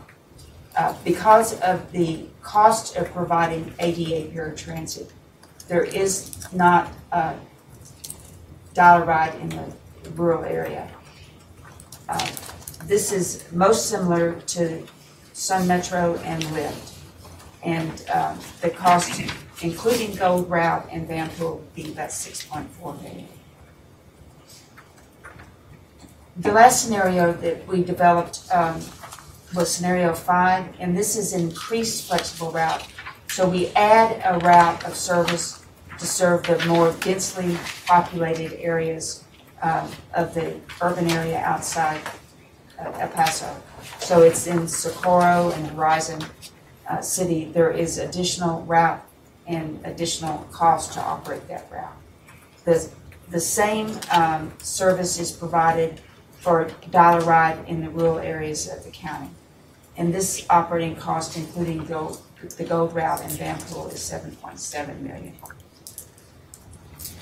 Now, we presented these scenarios to you last October, and we told you that we were meeting with stakeholders and holding community meetings to vet them with the public. And I'd like to share you a little bit about that effort in November and December. First of all, we were advised by a stakeholder committee that included local agencies, transit providers, Sun Metro, and agencies and nonprofits that represented particularly those, the communities that need transit. And we scheduled 3 meetings with the stakeholder group. First of all, to identify need, and then to review the draft definition of scenarios, and then again to present the scenarios that I just presented to you before the community meetings. We had good participation in the stakeholder committee, and we had good feedback, and we did adapt the scenarios as we went through the project. We also scheduled in December 4 community meetings. They were in all areas of the county. The community meetings were set up first as an open house that individuals could come in, view posters, and talk to study participants. And then we had a presentation. David made most of the presentations in English and Spanish. And then we had a discussion in small groups to get feedback on the different scenarios. We also schedule pop-up meetings. These are meetings where the TTI and county staff went to transfer centers and El Paso Community College campuses and approached individuals and asked, would you like to talk about transit in El Paso County? And those that were interested, we showed, you see in the center photo, an individual showing exhibits in a notebook format, and then engaging in conversation about the feedback. Often these pop-up meetings with an individual would collect other individuals, and so we felt like they were very successful. The pop-up meetings at the transfer centers emphasized transit riders, and the pop-up meetings at the community colleges emphasized individuals who might need access to better transit to provide access to education. The community feedback that we received, that we heard throughout the community meetings and the pop-up meetings and from the stakeholders, were that the preference was for scenario 3, that provided flexible local bus service and provided dollar ride service in all areas of the rural county. Communities in the southeast area of El Paso County preferred scenario 5 because it added another fixed route, another flexible route, and provided more service. And so they were very interested.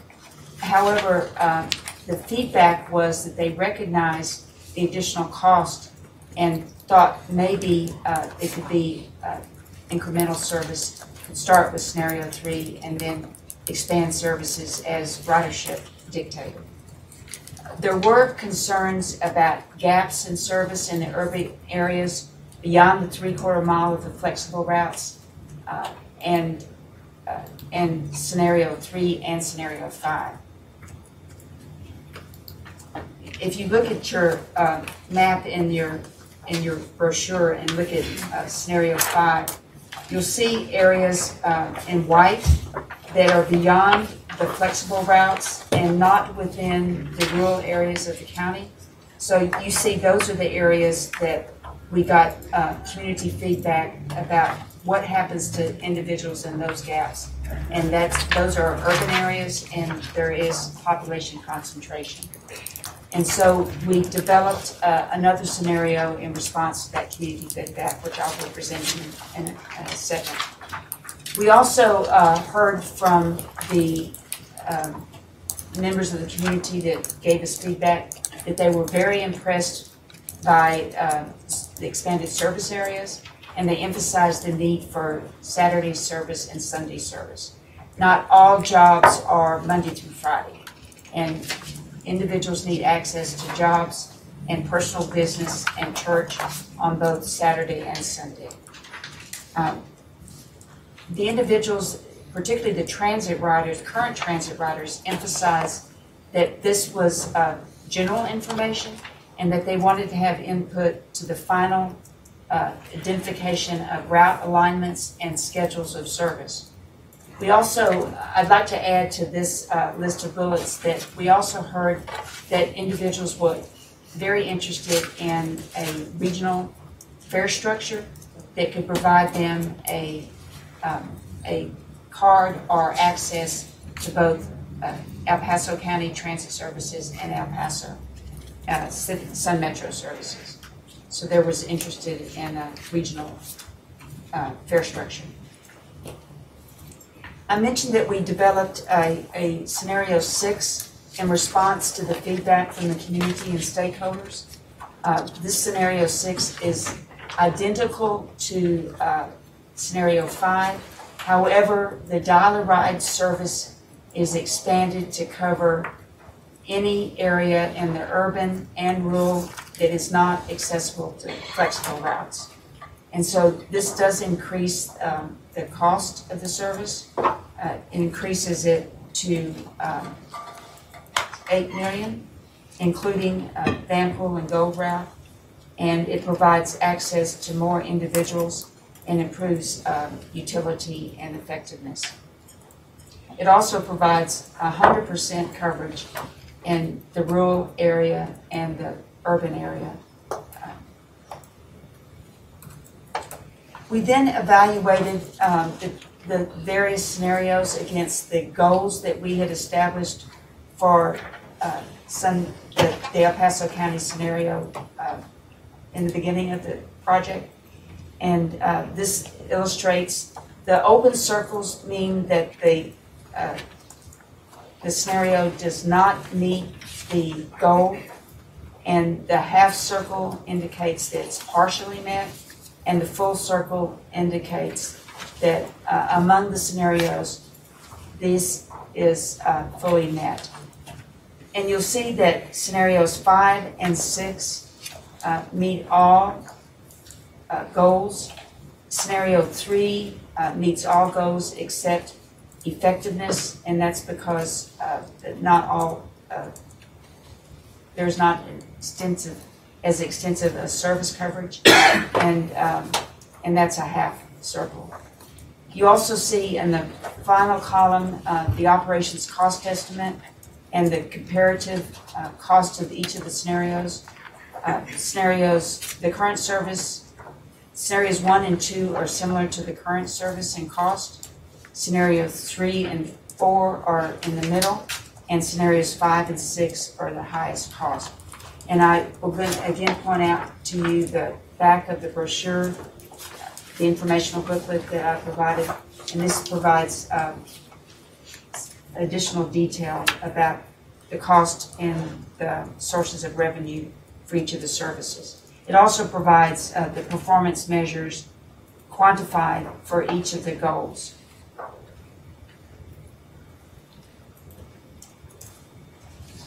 Any questions about that, about the scenarios? And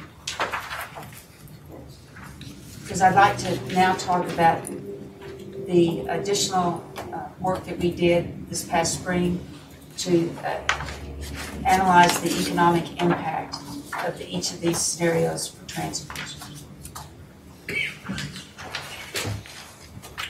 So our approach to the economic impact analysis was to look at both transit supply and transit user benefits. The transit supply is the impact of adding additional operating and capital expenses in terms of employment and value added. We use the M-Plan economic model to do this analysis, and the M-Plan model takes the expenses for operating and capital investment and applies it to the direct effects, the jobs that are created, the indirect effects, the supplies, fuel that's purchased, and examples of benefits to the employees, and the induced effects, and that is the additional economic impact of the transit services provided down the line. In the transit user benefits, we looked at the economic benefits to users of the services in both transportation savings and the opportunity for a low-cost mobility option to provide more access, particularly to employment and medical services. So those are accrued to the transit riders. For the assumptions for the transit supply economic impact, what I'm going to present to you today addresses the economic impact of the flexible routes, the dollar ride, and the fixed routes with ADA paratransit on each of the scenarios. We do not include the gold route and van pool because those impacts are the same in each scenario. So we were looking at the impact of the proposed services and how they compare in each scenario. I will mention a bit later, we did evaluate the van pool economic impact in each scenario, but we did not evaluate the gold route because it's generated in trips from New Mexico, and it's funded largely through New Mexico dollars.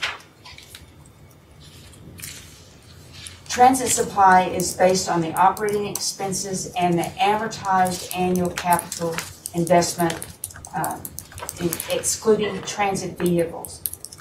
We did excluded transit vehicles because transit vehicles are not produced in El Paso County, and so are not manufactured in El Paso County. So these are specifically the economic impacts of the services on El Paso County economics. The next slide shows you the relative investment and expense for each of the scenarios and the economic impact.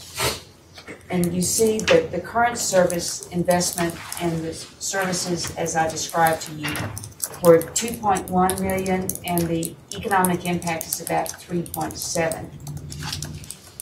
The scenario 1 does not have as large an economic impact because it's limited to rural dollar ride in the rural area. And so the expenses are less than current services and the economic impact is less. Each of the scenarios 2 through 6 have relative investments and expenses and relative economic impact. In each of these, the impact is about 1.7 to 1.8 of the expenses, meaning that for every dollar of expense invested in transit services, the return to the economy in El Paso County is about $1.70 to $1.80.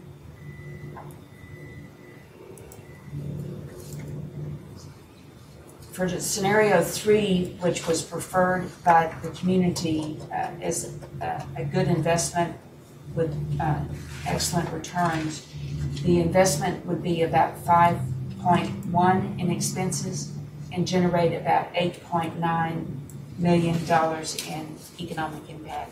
And this is annual economic impact because the operating expenses are incurred every year and the capital expenses were amortized for annual investment.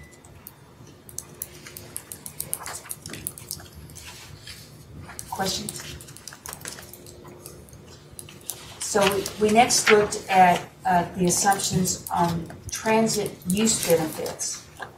Transit unit benefits apply to the same services that I described on the economic impact. And we looked at the riders for each of these services by scenario. The transit user benefits looks at transportation cost savings for using a less expensive transportation option, and looks at opportunities provided to the transit users to provide more access to employment, medical services, other types of trip services. Basically looking at improved access for foregone trips. Individuals that don't have transit now may forego employment, better employment, and may not have access to medical services or other trip purposes. So we're looking at the impact to individuals. The slide shown now is a similar impact, but again, this is impact to the users. So we looked at transit riders on the services for each of the scenarios, and we looked at what benefit would accrue to those transit users for transportation cost savings and mobility benefits. And you see in the yellow boxes, that's the estimated ridership, again on flexible dollar ride and or fixed route ADA, and the benefit accrued to the individuals. For every, and this is every trip passenger boarding that individual users would make, and the benefit is about $4 to $5 for every trip for a transit user. And that, again, that's largely in better access to employment, education, and better access to medical services.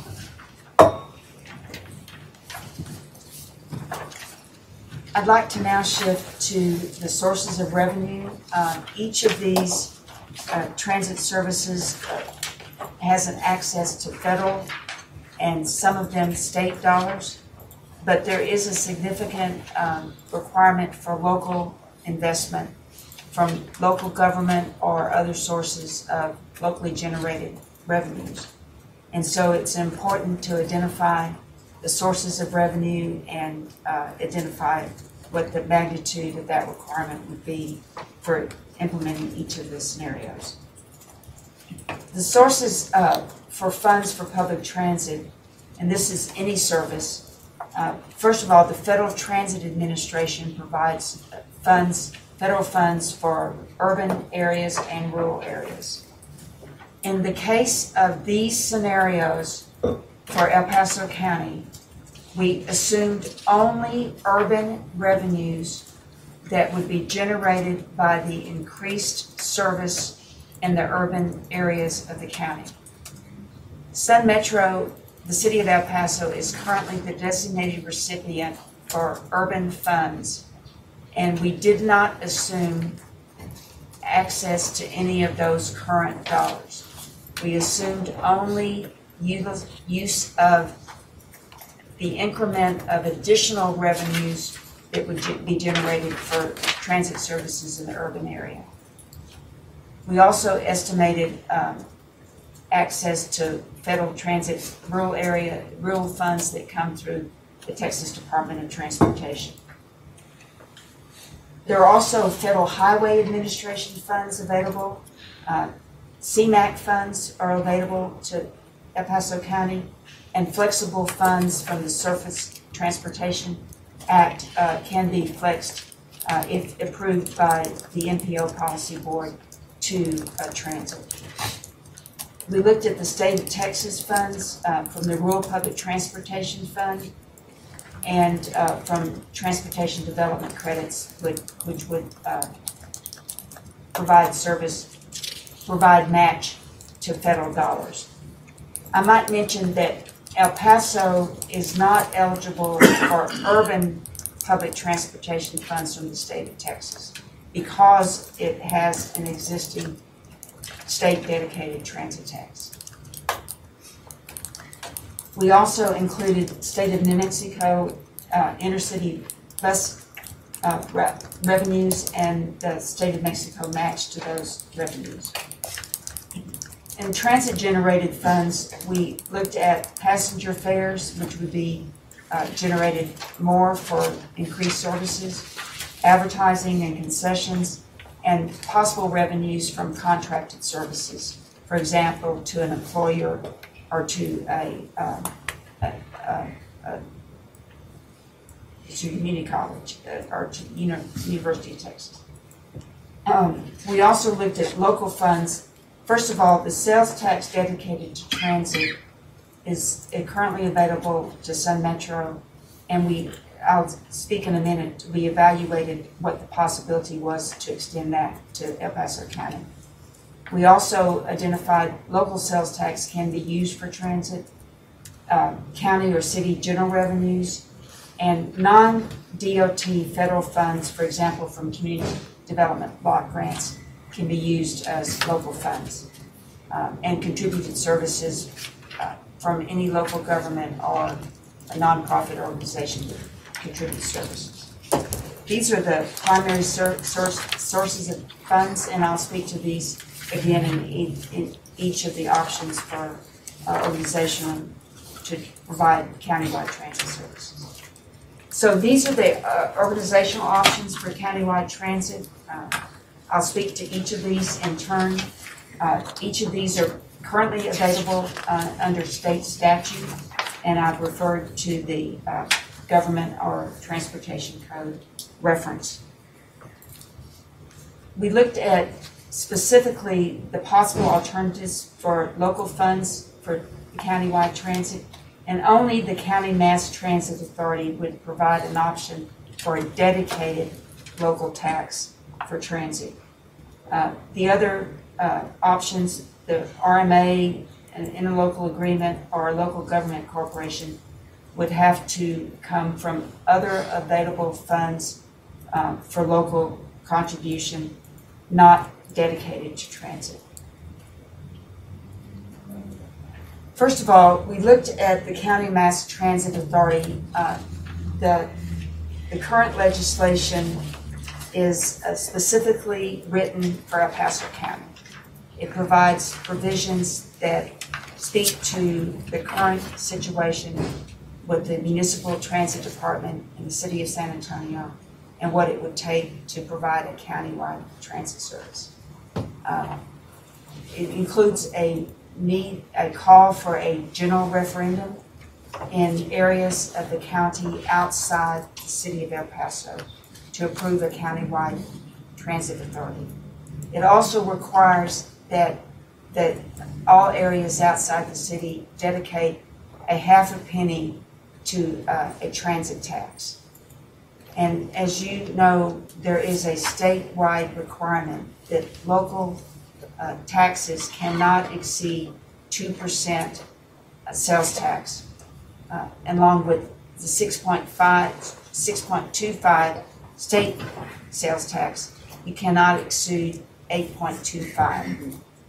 We looked at each of the jurisdictions in El Paso County, including the City of El Paso, and you see in these red bars are the communities that currently have dedicated 2% sales tax to other functions.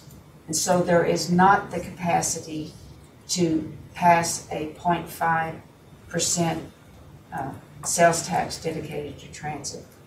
And under the legislation, the statute, a countywide mass transit authority would require a vote in each and every jurisdiction. And so this is not feasible under current statute.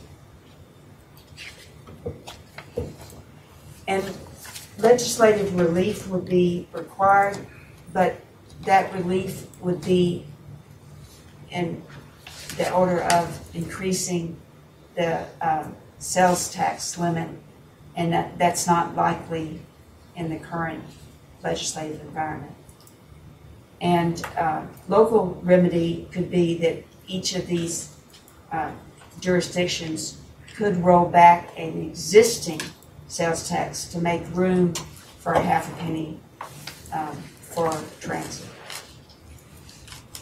And we deem that not to be feasible. Any questions about this? So are we able to, in the areas, limited areas that don't have the sales or where they don't have the full 8.25, are we able to capture that revenue, or is it? The current legislation requires a vote for all jurisdictions outside the City of El Paso.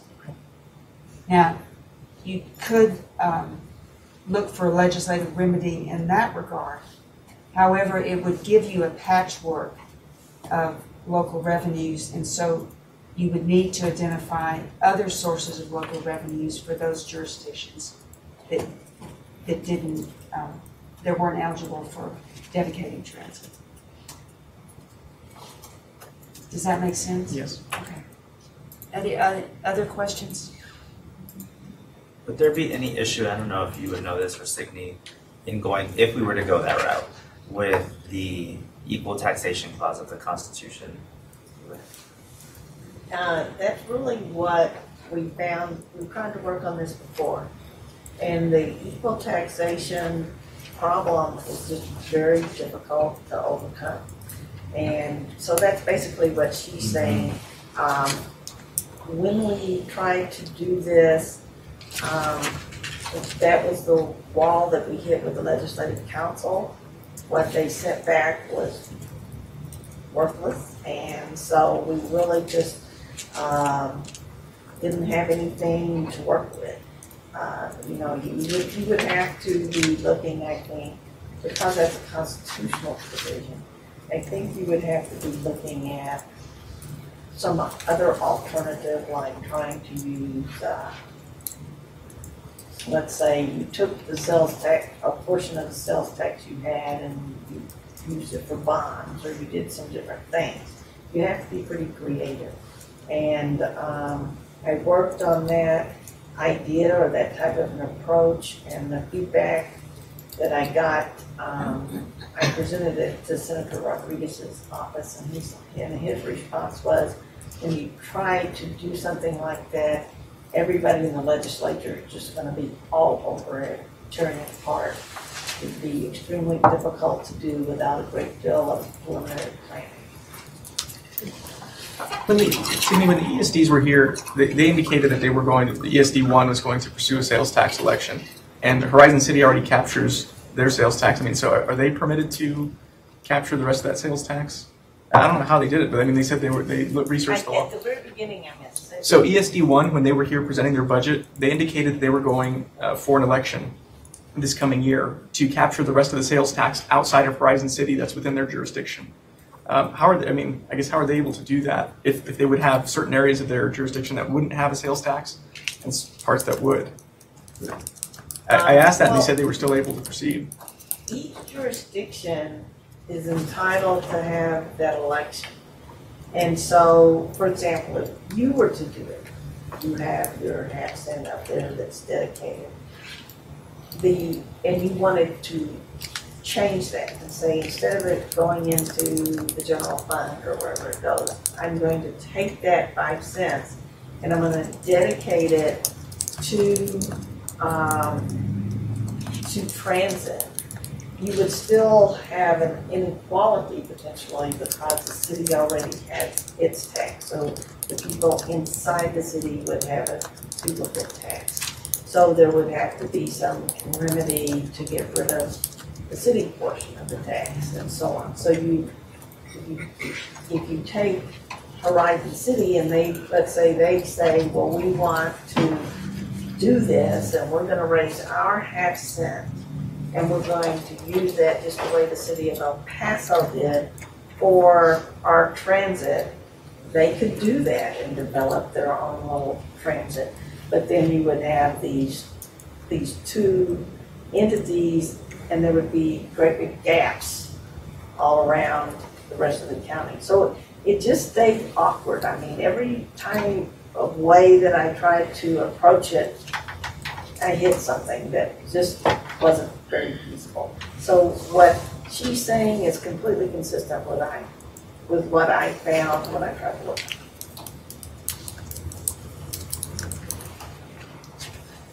So we looked at other options. One was the Regional Mobility Authority. Under statute, the Regional Mobility Authority can invest in and provide transit services. There is no current ability to provide a dedicated transportation funding source. And the current Transportation Code, Chapter 370.361, outlines exactly what would have to happen for the RMA to become the transit provider for the county. You would have to transfer both the Sun Metro services entity created under Chapter 453 and the El Paso County Rural Transit District created under Chapter 458 to the RMA.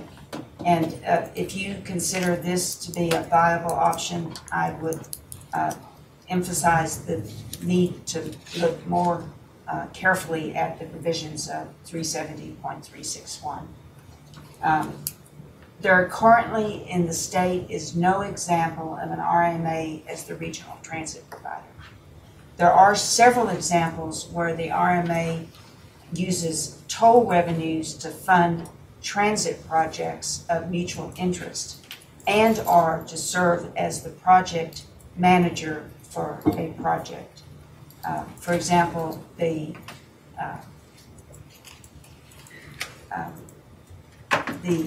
North Texas Toll Road Authority provided toll revenues to fund the Denton County Transit Authority commuter rail service. And the current capital area RMA is investing in a number of projects, park and ride lots, and they're generating additional projects as the project manager for Capital Metro in Austin. We also looked at interlocal agreements. Again, there is no dedicated option for transit funding local government for an ILA. There is the ability to enter into an ILA and dedicate local government general revenues, contributed services from the member governments, or any non-U.S. Department of Transportation source of federal funds. The benefits of an ILA are ease of implementation. Governments do it all the time. For example, El Paso County has a current ILA with Sun Metro to operate Route 84. And another more pertinent example of expanding transit services, Capital Metro in Austin enters into an ILA with the City of Round Rock and an ILA with the City of Georgetown separately to provide transit services in those cities. Those ILAs, Round Rock and Georgetown, are outside the service area of Capital Metro. In the case of Round Rock, Capital Metro, the ILA with Capital Metro in Georgetown, Round Rock, identifies federal funds from the Urban 5307 federal funds, and also Capital Metro agrees to contract for services in Round Rock. So it's both a funding and a service agreement. Round Rock provides all the local revenues to match the federal grants from general government revenue. In the case of Georgetown, again, the ILA covers federal funding assistance from the federal urban funds and a contract with the Rural Transit District to provide service in Georgetown. And Georgetown also provides a local match to the federal dollars from general revenues. So you see that there are, in one regional area, there are creative approaches to ILAs to provide transit service outside the existing service area of Capital Metro. Another option that we looked at is a local government corporation. The local government corporation is currently provided in the Transportation Code, and it has been used by several governments in different formats. It's similar to an ILA with additional steps. The local government corporation is formed with the Secretary of State when the Secretary approves and issues a certificate of incorporation. The LGC names a board of directors and adopts bylaws to guide the operation and governance of the LGC. The benefits of creating an LGC is it sets up a corporation that limits the financial risk of the participating local government or governments. And it establishes a specific function for the corporation, and then protects against certain lawsuits and claims. It doesn't allow lawsuits and claims to be attributed back to the local participating governments, just the LGC. The LGC can be focused on specific goals and objectives. So I'd like to describe an example of how it's been used for transit. In DART, in the Dallas area Rapid Transit governing board were concerned about providing any transit services outside the member cities of the agency. But yet they wanted to facilitate services from the city of Mesquite outside the DART service area to feed a particular rail station. So there was value gained for DART, but and benefit accrued to the residents of the city of Mesquite. In this case, the DART board was concerned about exposing themselves to additional demands for service outside the jurisdiction. So they created, and DART is the only participant in the local government corporation. They created a local government corporation specifically for the purposes of facilitating services in the city of Mesquite to feed a DART rail station.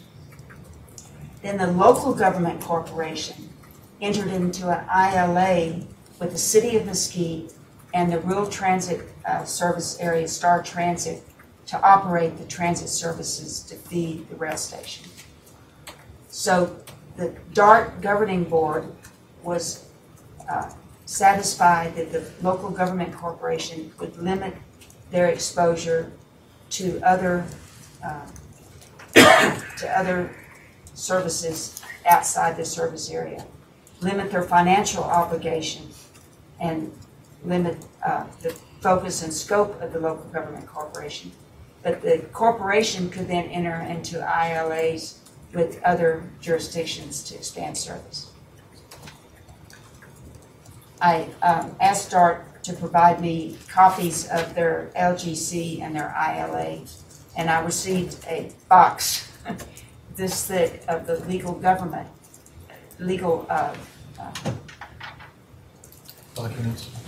thank you. But it's worked for about 7 years. It's renewed each year, and each year the local government corporation approves a service plan and enters into an ILA with the city of Mesquite and the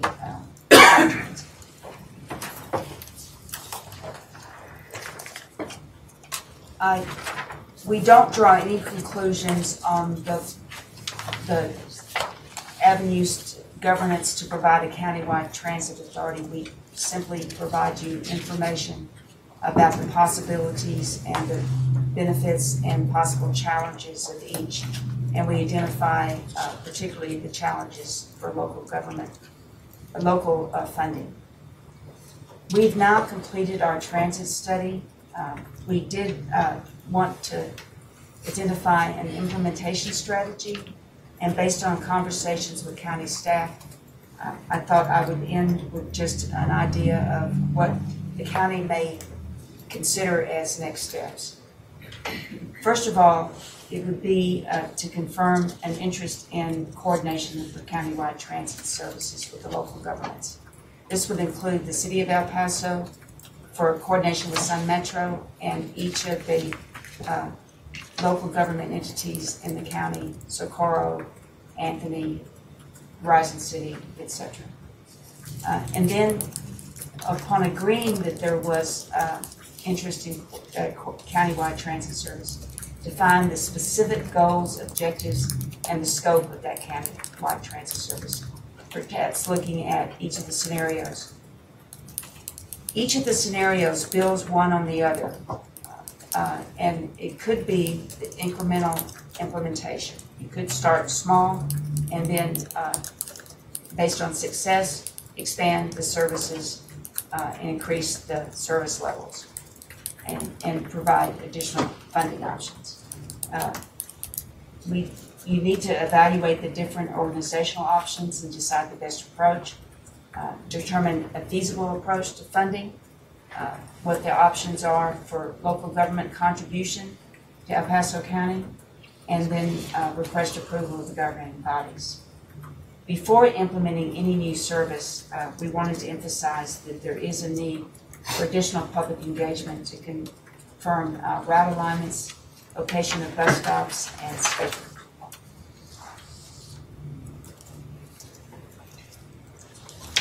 I can answer any additional questions or.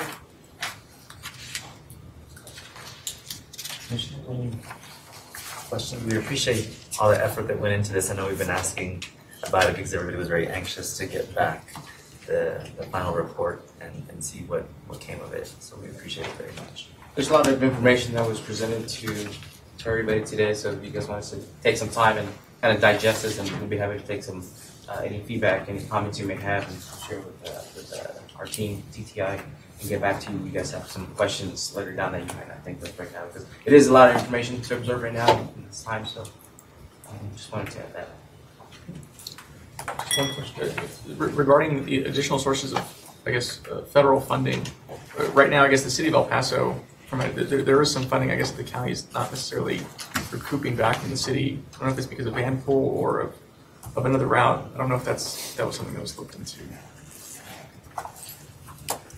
Because I guess because of the van pool program, I guess we're eligible for a credit in funding, and I guess I don't know if that's being recouped right now. So for 3 years, the van pool provider reported to the Urban National Transit Database, okay, and that generated additional dollars in the urban pot, Federal Transit Administration dollars, because it includes passenger miles, ridership, and operating expense. But that was in 2014, 15, and 16, I believe. Okay. And there are no longer additional van pool dollars generated to the urban pot. Now the van pool is reported to the rural transit district, and those do accrue additional funds from the state for federal rural funds and state rural funds. So there is value in those van pool dollars because van pools are a lot of miles and a lot of daily passengers and low operating costs. It's very efficient service, and that benefits the funding models. But all of those dollars are now benefited El Paso County. It was 3 years of funding that benefited the city of El Paso. Just thank you for all your work, and this is a very high quality product, and we appreciate all the work that went into it. I will mention that the funding analysis included lots of detail on assumptions about service levels, ridership, funds generated, and there are detailed financial statements that you could build on for future conversations with other governments. I have one technical question, if I could ask it. Does Sun Metro have the ability to apply for the rural funds and to provide services outside the city limits? Or would that have to be done where the county applied for all of the rural funds and then did an interlocal with Sun Metro? There are mechanisms in which first of all, Sun Metro is a City of El Paso service, and they are available, they can enter into interlocal agreements such as the services are funded. So for example, Route 84 has a funding mechanism, so Sun Metro doesn't invest any dollars in that service. So that's one thing. Sun Metro, their City of El Paso, therefore can enter into interlocal agreements to provide services outside the area if they are funded. And El Paso County can provide that funds. There are mechanisms in which different districts can be designated as the grant recipient for federal and state dollars. There are mechanisms to do that. It is possible. There are variations all over the state. But it would be basically what you're saying is that regardless of who applied for the rural funds, that you would designate the city to be the entity responsible for handling the financial portion of that. And I understand what you And that told is, me, so that's- somewhat contradictory to the limitations on the city funded municipal transit department. Right. So, but it can be worked out, but it is a bit of a contradiction in terms. I mentioned that Capital Metro contracts with the city of Georgetown to provide service outside, and they in turn contract with the rural transit district to provide the service. So there are mechanisms to do this. Thank you. Any other questions, commissioners? We really appreciate the presentation and the time, and I'm sure we'll be reaching back out very near future. Thank you. Thank you. Thank you for your time, commissioners.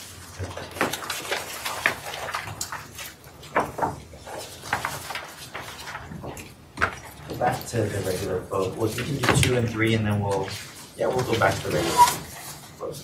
Really good. 3 and 4. Item number 3, pursuant to the Texas Local Government Code Section 114.023, 114.024, 114.025, and 114.026.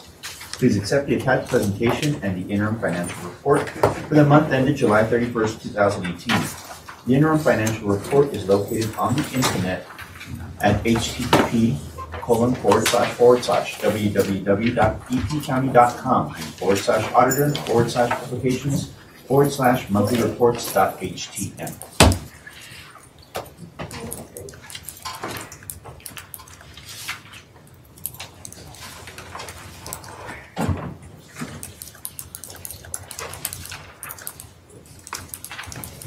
Morning, Judge, Commissioners. I'm back County Elections Office Financial Reporting Supervisor. Begin with our unaudited interim financial report for the month of July 2018. We have published the report this past Sunday in the paper. Financial report. Our revenues. Currently, general fund has recorded $10.4 million in month-to-date revenues. Year-to-date, we're at $243.8 million revenues for the general fund.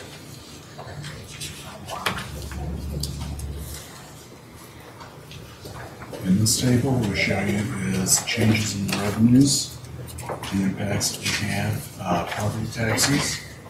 We are up on our revenue from the prior year by 3.9 million. Sales tax, we're up by 1.4 million.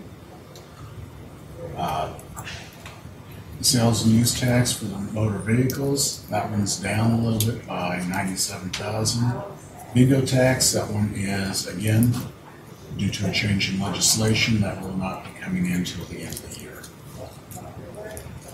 Mixed beverage, we're up by 86,000. Vehicle inventory taxes, this was broken out, so now we're seeing it reported differently. That is 91,000. And for licenses and permits, we're up by 39,000. Intergovernmental funds are down by 224,000.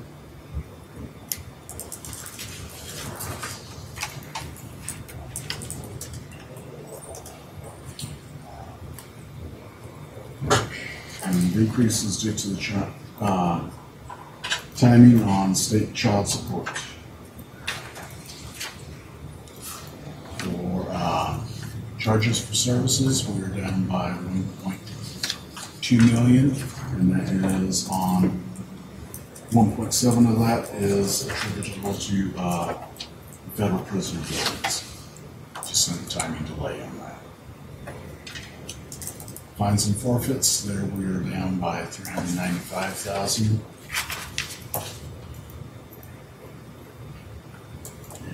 is relating to collections of fines owed to the county due to decrease in cases filed, and also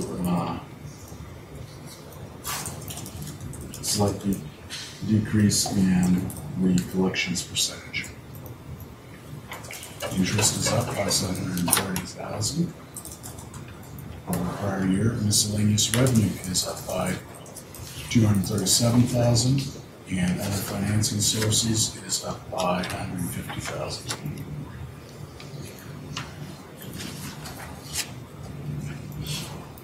Question?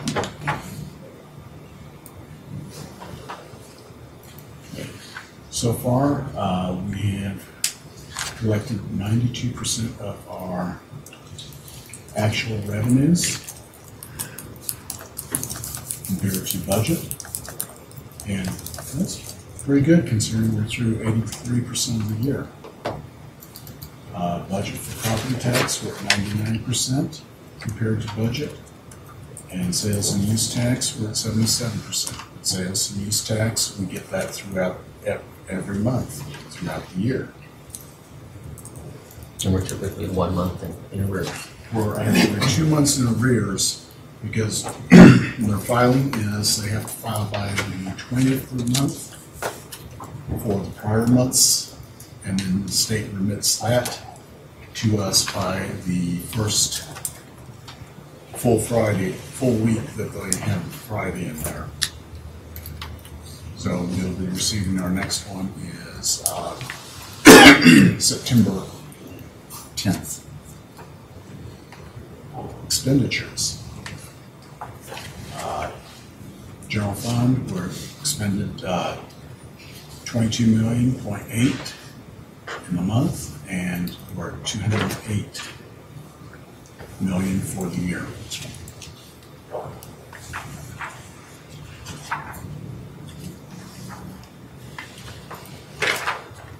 If you look at a trend, we're following pretty much what we did from the prior year. As far as the month, we're spending the same amount. Our expenditures are slightly higher than the prior year, but that's because our budget increased.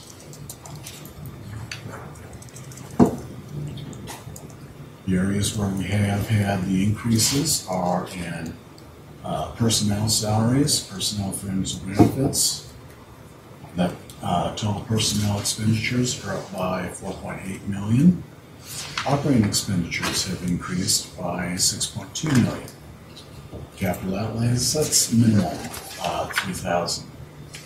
Transfers out, that is up by $3.8 million, but that's because we transferred earlier in the year our capital 1 penny that we put for capital improvements was transferred in month 11 last year, and it was transferred earlier this year. And just a graph showing you where the percentage we still have this year is 69% of the budget we've expended. We have 30.86% remaining. And where we are expending our funds is public safety is our biggest one, 45%. Administration and justice, 25%, and general revenue, 23%. All of those make up about 5%. This just gives you a breakdown of year-to-date actuals, period actuals on our funds. Any questions on this one? Our fund balance. The financial report for July is the same as we discussed during budget hearings. The fund balance did rise a little bit from 79 to around about 81. We're still, at this point, we're still showing the revenues are up about 2.2%, but expenses are like 6%. And there's some one-time expenses that are in there, but I still anticipate that we're going to stay on track and maintain that fund balance that I provided the tax assessor and what I also provided you all during budget hearings. We're still it's still contingent on some expenses coming through But I think there's going to be a significant amount of unspent funds this fiscal year. So the fund balance, like I said, could be ending up a little bit above the 81 or maybe a little bit lower, but it's still a solid number. But overall revenues are on track, with the exception of sales tax is up, and obviously we've got a little bit more in property tax because of the growth in new values over the years. Any questions?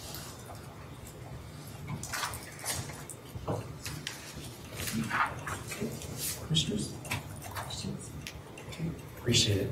Thank you very much.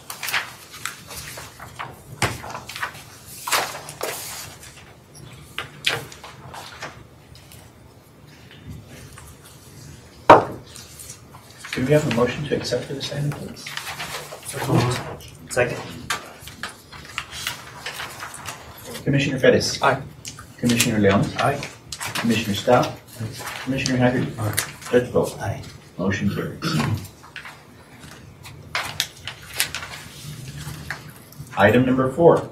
Pursuant to the Texas Government Code Title 10, Section 2256.003, please accept the attached investment report for the 3 quarters and 9 months ended June 30th, 2018. Good morning again, Judge Commissioners. It's Jim back from the County Auditor's Office, Financial Reporting. Our investment highlights for the quarter ended. For the third quarter ended for this fiscal year, 9 months through the year. Our investment update, this is linked to our strategic plan, financially sound county government. Just breakdown of where we are on our investments. In 2007, we had 61% of our investments in taxable prime, compared to 2018, where we're now at 77%. We also had in cash 26% in 17 and 11% taxable. For cash in 18, we have 12.97% and 9.5% in taxable. We're obviously moved everything into the higher interest earning taxable prime for this year. Fed raised interest rates, raised the rate on the Fed funds rate by 25 basis points to 2% on June 14th of this year. This gives you the breakdown of the interest rates and where they fall. If you notice, international gives us the lowest interest rates that we have. Both taxable and taxable prime have brought up. The 10-year Treasury rate and 5-year Treasury rate run pretty close right now because the yield curve has flattened out. Texas class for the month of June, we had the average yield of 2.08%. We don't invest in that currently. Taxable prime is at 2.1%. Taxable at 2.8%. International at 0.2336. 1.8 I think for taxable, right? 1.8 for taxable. 1.8 for taxable. Reason we don't invest in Texas class is 96% of our funds are commercial paper. Commercial paper is high risk compared to taxable prime, which is 44%. This gives you a breakdown of what our investments for taxable prime versus Texas class.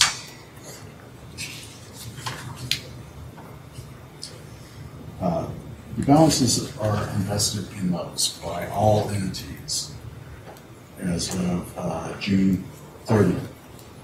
2018 is for taxable is $18.2 billion. Taxable prime, $5 billion. Texas class, $7.4 billion. The weighted average maturities for taxable is 27 days. Taxable prime is 28 days, and for Texas class is 50 days. So that means Texas class to get the same interest rate that they're getting are investing out there longer and higher risk. This is, gives you a breakdown of textbook. As you can see, they're in 59% agencies, 31% repurchase agreements, 8% in treasuries, and 4.2% money market funds. The majority of their investments are 30 days or less. Because of the fast rise in the 90-day treasury rate, due to it reacts faster to raising Fed funds rates. They're at 1.9% for the benchmark, compared to our weighted average of 1.835. So we're below it by 10.54 basis points. This gives you a breakdown of where our funds are for all funds. The majority of our investments being in taxable prime, taxable, and in cash.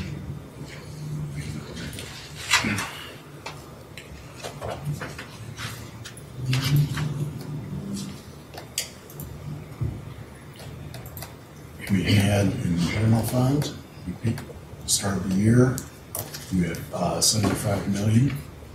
We peaked in February with 178 million. As of June, we're in 133 million.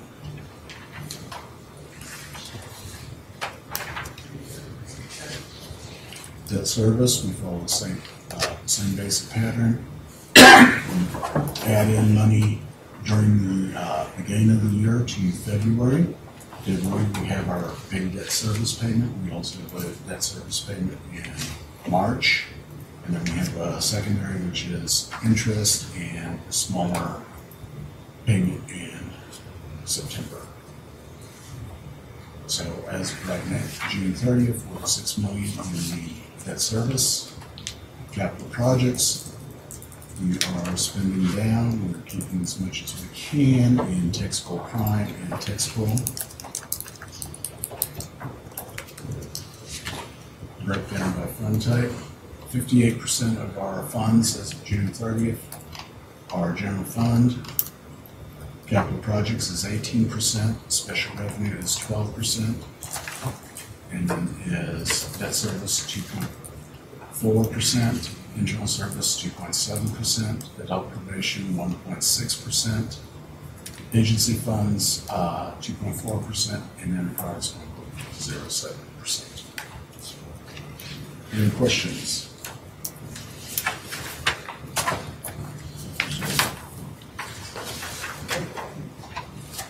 Thank you, Mr. Adeback. We appreciate it. Thank you. We have another motion to accept, please. So moved.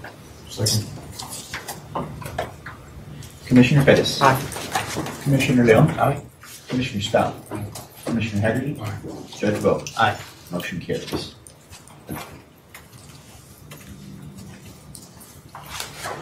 Brings us to item number 6, receive a presentation from the Public Works Department on the 2018 paving program.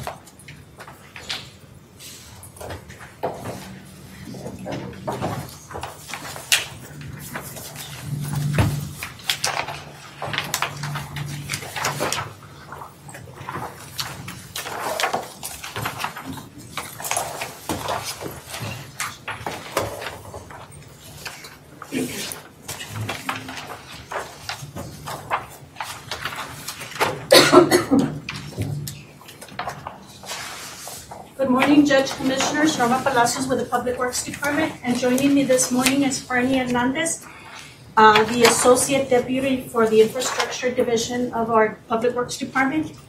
This morning, we're here to present on our paving program, provide you information, what it entails, and focusing on this year's paving program.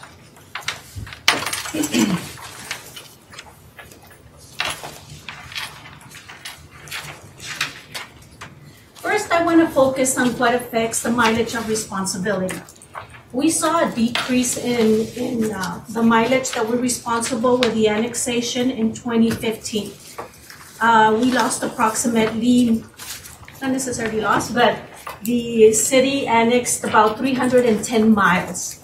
And so that decreased some of our responsibilities. Then when the municipality of San Elizario, we lost 47 miles, so San Elizario was now responsible for that mileage. Now increases, what affects our mileage of responsibility as far as increases goes is a new development. It doesn't affect it immediately because when we accept the subdivision, we accept those roads. But those are new subdivisions, so we don't see a lot of problems. But that will affect us 10, 15 years from when we accept that subdivision, because now we would be responsible for the maintenance and patching of the roads. Something else that increases our mileage, our responsibility, is population density.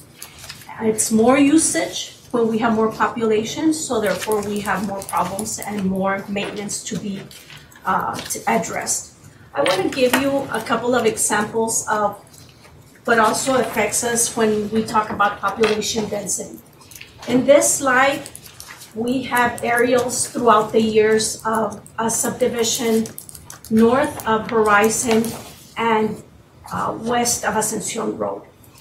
When that was a paper subdivision, that was filed with the county, but no infrastructure was put in the subdivision. If you look at the first aerial, that was from 2002. We didn't have any development. We look at the one on the right, upper hand right, that was 2006, and you see where people start moving in. There's no infrastructures, no road. These are dirt roads, but people start moving in. They start building their rock walls. They start using the roads, and they ask for assistance from the county to help them. So we've now added them to a road system. The problem with this is that now they've built, for example, their brick walls, and they're encroaching on a right-of-way. And so the only thing that we've done is we've graded the roads. We've added some base course material to alleviate problems that they might have when it rains. But the people here are also asking for street lights and signage. So this is one example that has affected the mileage or the increase in mileage of the roads that we maintain. Another example is this one, the Hillcrest. We applied for a grant, and in order for us to be eligible for this grant, they wanted us to define the roads, to actually grade some of the roads. And so if you look at 1996, I mean, we really don't have roads. To 2014, you see a little more of defined roads, and in 2018, we actually went in there, removed about 500 tires from that area, and 12 tandems full of trash, the equivalent of 144 tons of trash, in order for us to be eligible for that grant. And this is something that will be on the agenda on Monday to be able to receive the funds for that grant. Now, so that's why we saw an increase in some of our mileage, because we've added them to our road system. We need to be out there to help the community. And so we've done what we can. Base course, and that really is gravel roads, but it makes it easier for them to access their properties. Now, we use 4 types of paving, and actually overlay, single and double penetration were the ones that we used up until this year. This year we included the fog seals. And this one basically will help preserve the underlying pavement of the structure at the initial stages of narrow cracks or to increase the flexibility of our pavement surface. So these are the 4 types, and we'll be glad to go into more detail if the court wants to hear on what it involves to do that type of paving. I do want to mention that the overlay and the fog seals is work that's contracted out. In-house, we only do single and double penetration type of paving.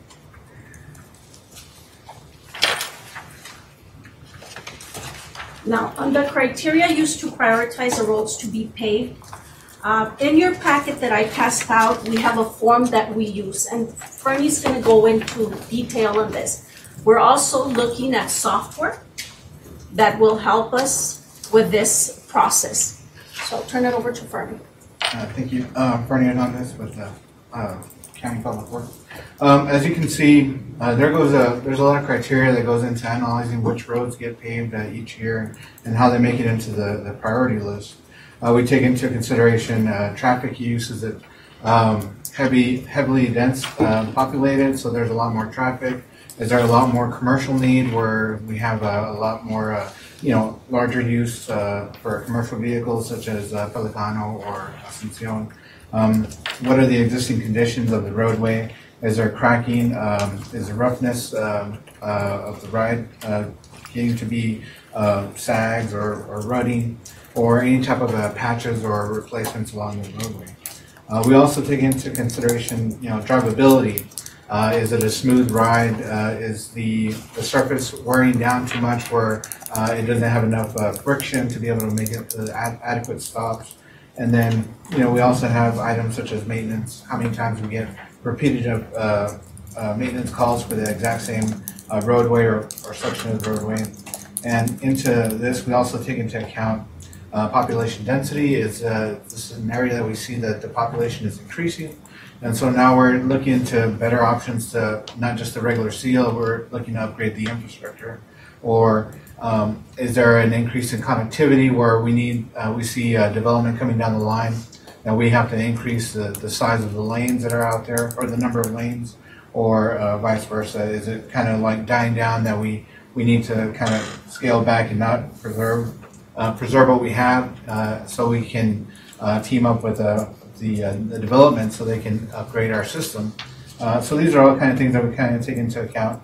As far as for drainage, of course, do we have problems with the roadway getting collecting water, or is it sheet flowing as expected? And I know this is kind of typically what we've done in the past, and what we've handed out today is what we're going to roll out. Part of our assessment program that we did last year was to go ahead and identify and give a rough magnitude of order of what we had for each roadway. This year, what we're going to do is the form that you have out there is we're going to go out there and physically inspect every roadway and give an actual classification based on this criteria. This is kind of similar to what we did in our assessment, but this is a little bit more detailed, has a little bit more characteristics.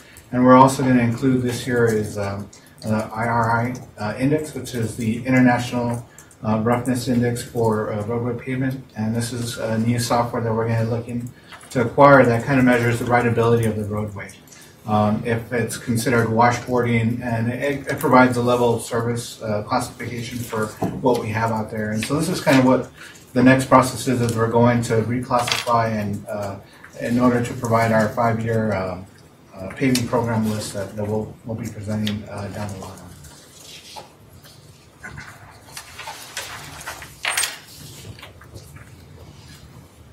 So here in this slide, we are showing the mileage that we have paid since 2007. This is information that we generate every year, and we share it as part of the GASB 68 with the auditors. So this came straight from their information, the information that we shared throughout the years. We have exact same information. And so what I want to share is, if you look at 2010 and 2011, we paved more those years. And the reason for that, if you look at the type of paving that we did, it was a single type paving, and that's the least expensive. So we did 25 miles of that, and then you notice that the other one was significantly less. If I could just, when I looked at this, it's important to note, and maybe you explained this and I missed it, but the light green at the top is total miles. So the total miles we paved were 46.4, the teal color. And then the 3 below break down what type of paving, or 4 below, makes up that total up above. So using the 46.4, we did 11.8 We can't really see the. 11.8 of overlay, and then 9.2 of the double, and 25.4 of the single. So in order to maximize our budget, that's why we did the single type of payment, which is the least expensive. And the reason I wanted to point out that is because typically we pave about 30 miles per year. Usually our budget is about $3 million to pave. And so in an effort to maximize, we make adjustments on what the needs are. This year, at the end of our paving season, we will have close to 160 miles of paving, which is a significant difference. The only thing pending is an area in East Montana by the Wacos, and we hope to have that done the first week of September, and then all the work for our area will be complete.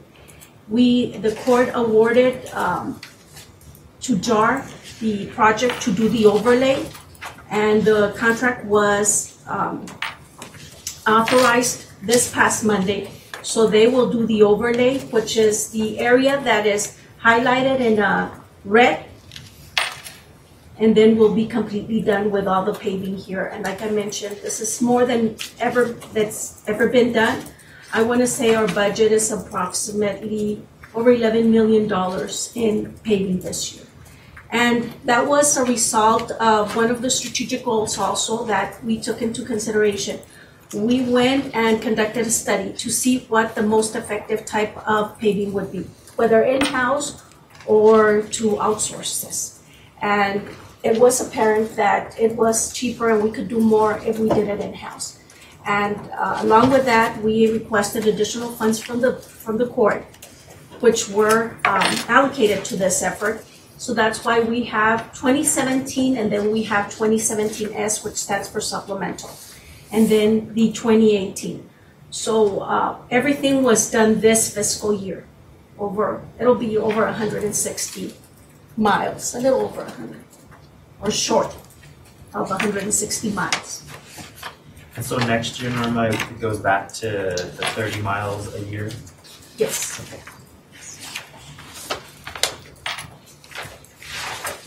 And so I have additional slides just to present the data throughout the years, and this is total mileage per year.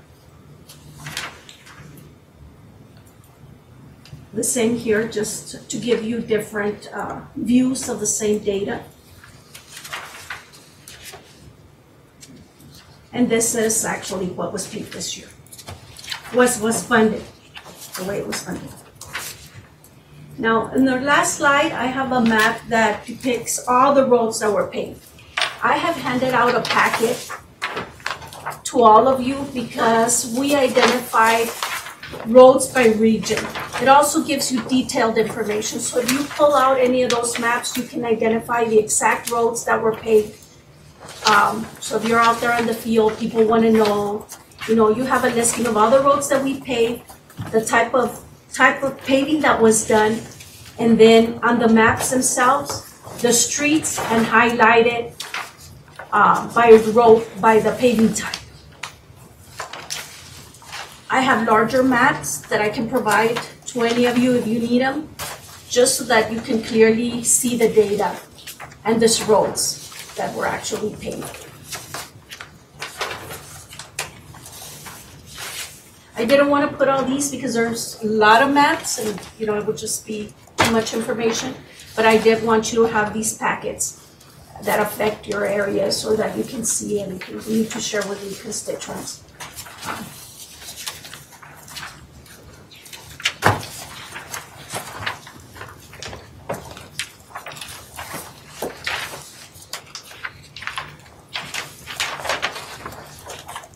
Is there any questions that I can answer? I know we didn't include any added funding for 2019 for paving. How, it may not be the right question, but how far behind or, what? I had initially requested 8.7. I was being very ambitious, but I know that typically we have only had about a budget of 3,030,000 miles. When you look at our mileage, we now have about 620 miles that we're responsible for. So standards show that we should be doing at least 8% of our the roads that we're responsible for, and we're not even close to that. When you look at that we're doing 30 miles. So 8% of that would be about 40, 48? 48. So basically we're talking now, it does often is also very dependent on the price of material. Yes. And like the emulsion oil, and so those prices can fluctuate. You could get the same amount year after year, but do a different amount of roads because of the material pricing. And the overload pricing. This year, the oil price increased by 27%. Wow. 27%. So it was significantly higher. Yes. And so I think we came down to, I think we're still working on the budget. We're at 4.871 for next year. Yeah. So we might get close.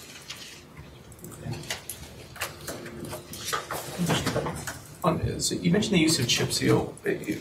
How did that come about? I guess, how did the county start? You said because it was cheaper and it helped to do more roads. Is that something that just, I guess, because that coincides with the time that the county was having a difficult time after the recession? That's a type of paving we've always done. That's rural type of paving, Commissioner. But the single penetration are cheaper than the double, or the overlay is significantly more. And so, and I think when we look at this, it's also to maximize the budget. There's a lot of roads that need work. And so if you can at least give them a single penetration type of paving, it benefits the community or the users than not doing anything. So to maximize our budget. I mean, so should we be looking at, as more residents are in the unincorporated areas, it's just, I don't know if chip seal is really going to be adequate for a lot of these residential areas that, again, are very urban-like. And so I just don't know, is that something that y'all are looking into whether or not the county should be doing more asphalt than it has traditionally done in the past, because we've seen more residents than we've ever seen before. So if you look at our budget this year for the overlay, which will be similar to what the urban does, I think it's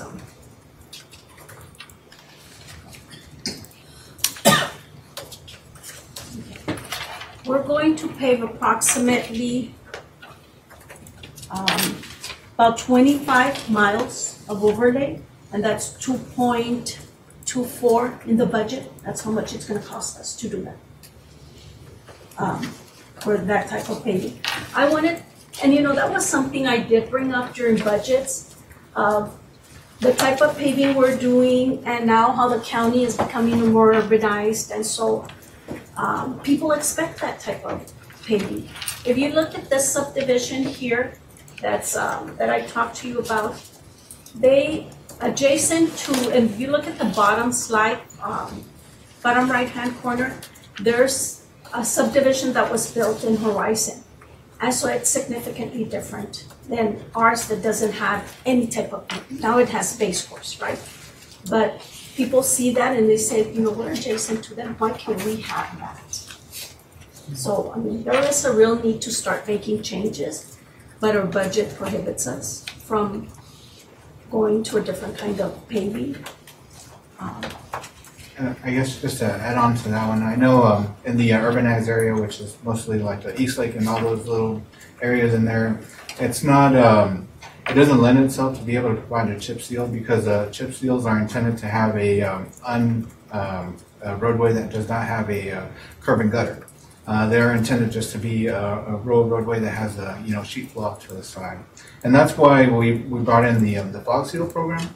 I know the longevity of the roadway is a typical 20-year lifespan as that they're designed in those subdivisions, and so that's why we're targeting our fog seal program in those specific areas to extend the life cycle of those.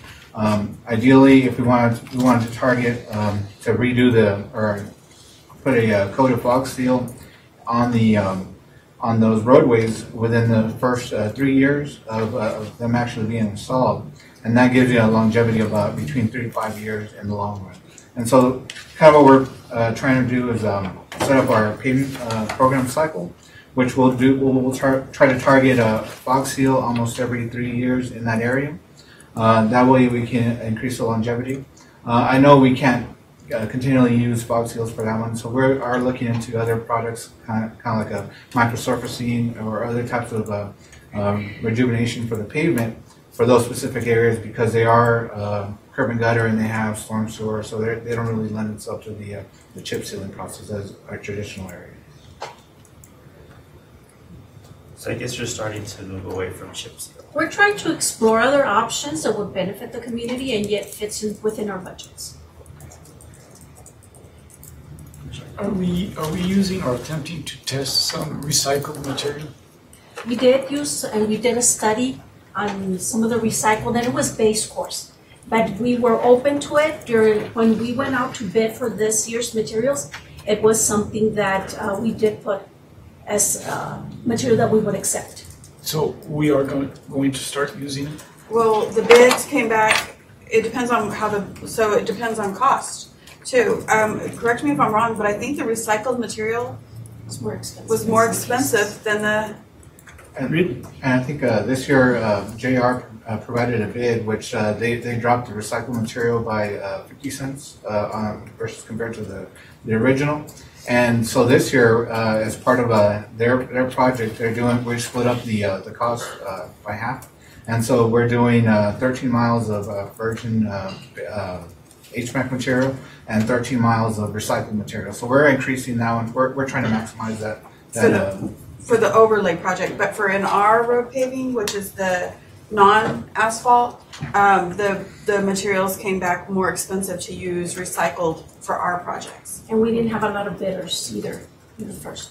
Well, I'm glad we're making an attempt to start looking at what would work best. I'm surprised it's more expensive. And you may recall Mr. Job came and appealed to the court about that issue. And Norma has worked, and the crew have worked closely. We did a pilot project. We did a portion, half of the project with recycled, half with non-recycled product.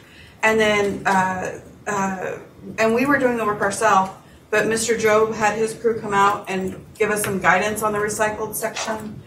We've met with them since about the condition and what we think, because we have seen that the recycled area does not seem to have held as well as the non-recycled area, but we've been working, and Norma has been working on meeting with them about, why is that? It did require more water than our virgin area. So we're working with them on, why are we experiencing this? And when everything I've read on it says recycled is as good as, but it may be the type of project is one of the issues. And this was the base course. And so what, we're open to them using recycled materials on the base course also. I mean, it was something, that the new developers are using also on the road. So we're open to all options, and we are continuing to explore. Like Fernie said, other materials, just like we did the fog seals, we feel that they'll benefit the county, and it's within our budget, and it'll, give us something that will last us longer also. So yeah, we're open to any recommendations. Just one more question. I know we've discussed it many times before, but I didn't notice the square dance area in any of the maps, unless I missed it. Because that's for fiscal year 2019. Okay. Yes. So we're still doing the wastewater project. Yes, yes. So this was just what was done this fiscal year, and we hope to have everything completed this, like I said, in-house the first week of September, and the other one probably the end of September, early October, and we'll be done completely with our paving program. And then we'll start planning and bringing back for 2019 what we're preparing on paving, and that will include the square dance subdivision. But main focus is what we had done this year as far as mileage, and it's different from any other year. It's a significant increase. Significant increase. And it was thanks to the court support also and the allocation of additional funds. And a carryover. And I think this is something we're going to continue to have to monitor. because it's hard to gauge. I mean, I understand that the percentage-wise, I guess, the amount of roads that we're doing, but do you all maintain records of the age of the roadways and when was the last time they were paved, or traffic counts? It's hard to gauge from our point of view whether or not we're tackling the problem or we're not. Are we making any progress over all the long-term needs, or are there roads that have been paved in years that are seeing significant traffic volume? And in future years, I mean, if the court isn't giving the budget necessary to meet those needs, we need to be made aware of it. If we need to do 10% of the 620 roads, miles of roadway, then we're going to need to allocate that properly. I don't want to be caught, again, the city had this where they realized their inventory was just really inadequate and they're struggling to now meet the need. So we do have records, Commissioner, since I've been here since, I have records from '97. And so we have all this data, and the auditors also, because this is, I think when GASB 34 took effect, that's when we started providing them that information. And so we continue throughout the years to track this information. We have it as part of our GIS system also when it was paid. And I think with the other implementation of this new project, new software, we will be able to have better records so that we can share this information. Will be really good.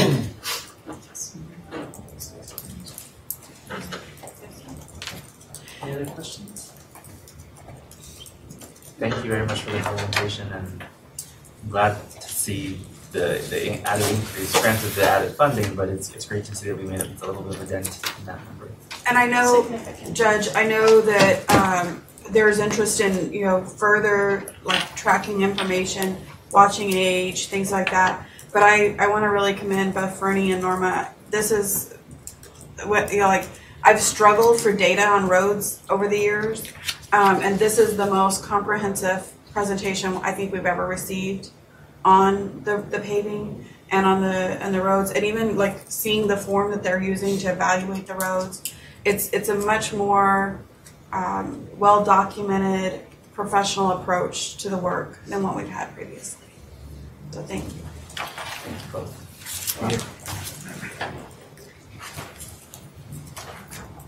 Delete item 7. Item number 7, discuss and provide input on the proposed changes to the county managerial operations policy. The backup red line doesn't have any red on it. Oh, it doesn't? I've seen. No, but what Betsy sent out to the court. That's strange. I must have went to PDF. I apologize. The agenda program converts. Well, let's be quick. Or changes. But we've had others that stay, so I'll have to check that.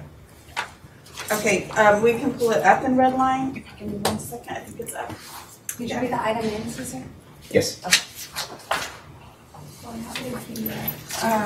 Can I, if you log out, I might be able to log in and pull it up. Or actually, I can email it to you. Or share drive. Yeah, I was in the share drive. Okay, let me move it to the share drive. Copy it.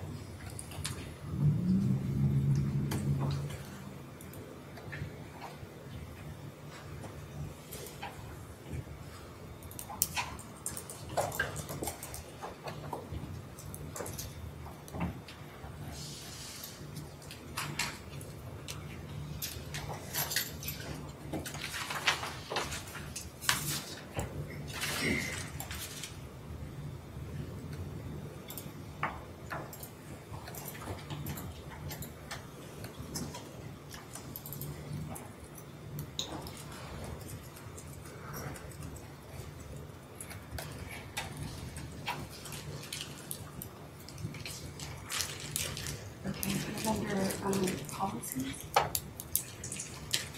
And then just sort of should be, yes.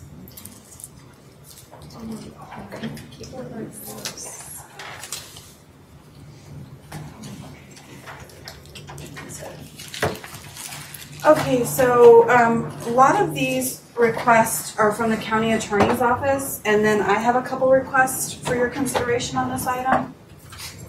So you'll be able to see on this one, there's a clarification. We did add in any one 12-month period, which that was already in there, which is very helpful because this does come up where, for example, there was a copier that was $2,400 a year, but it was a 3-year copier maintenance agreement. But one of the things that has come up, and I guess I just want a conversation or clarification, where it says budgeted contracts, budgeted or non-financial contracts. There's been cases that come up, for example, where somebody has a operating expense budget and they haven't had a copier lease maintenance or lease in years past, but this year they're saying, okay, we're going to forego something else, and we're going to use it to get our copy machine maintained. And there has been times where either the county attorney's office or possibly the county auditor's office has said, is that considered a budgeted contract? My perspective has been it's under $5,000. The department has the funding in their budget. The court doesn't go through line items and say, oh, you have an office expense for $10,000. You can use $2,000 of it for copiers, $2,000 of it for supplies, and we don't go through that level. So we have been applying it in the sense of, I've been applying it in the sense of, if there is the funding in the department's budget, and it's not some new outlandish, like off-protocol approach to something, it's just general operational, we've been processing them under this. But I just wanted to clarify that with the court. Okay with it, commissioners? Okay with it? Okay.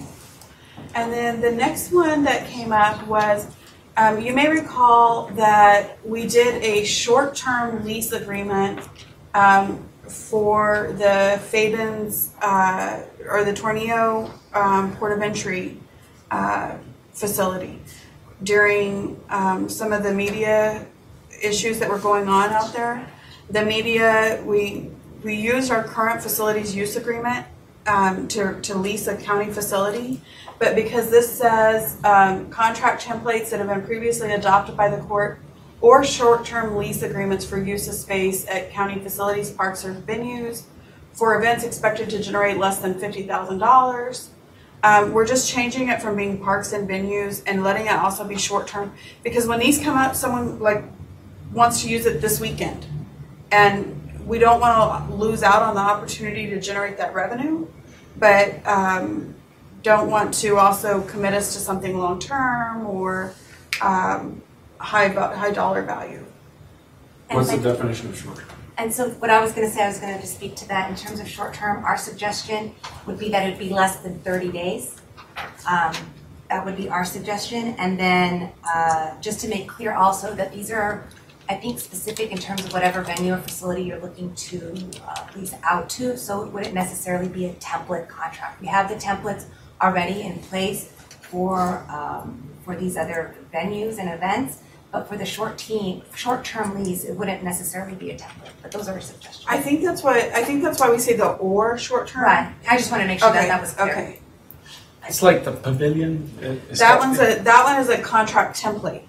So that one we have it's like, that's very standard. We know, like we have our rules. But other places there's like a case-by-case basis where they only want to use a portion of the building, or we want them to do something special for the use of that building, and we're going to modify the contract to meet that. For example, I think there were some things specifically when we did the one for the Port of Entry facility, they wanted 7 keys. We said, no, you can only have 2 keys, but we put that in the agreement that, we're giving you 2 keys, but you are responsible for returning them by this date. What are the terms about cleaning the facility, depending on what facility it is. Things Maybe like that. even security, maybe that's something Right. we need to take that into Right. account and be built into that. Right. And so that's why it's not specifically a template. Well, and there was an issue with the toll facility because the one-page park agreement clearly was not intended for a facility that was not designed or built for public use. And there are, I have since learned that all the equipment's been pulled out of that building. I just had a panic attack when I heard that was being leased out.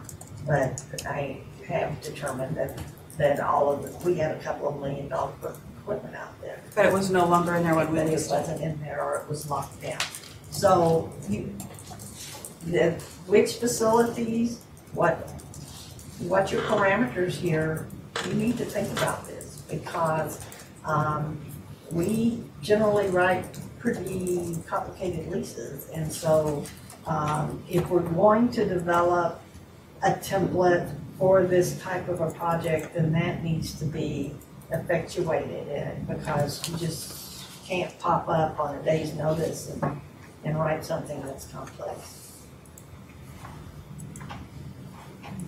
And I think we can think through those, and then of course as they come up, I mean, we internally, I think from the county attorney's office, we'll work through those, and then as they come up, I think trying to think of the specific facilities and venues that we already have, we can bring that in. And realistically, if there's one where it's going to be so complex, Yeah. and they're wanting to rent it this weekend, and it's going to be an area where it's so complex, we're not going to be able to do it.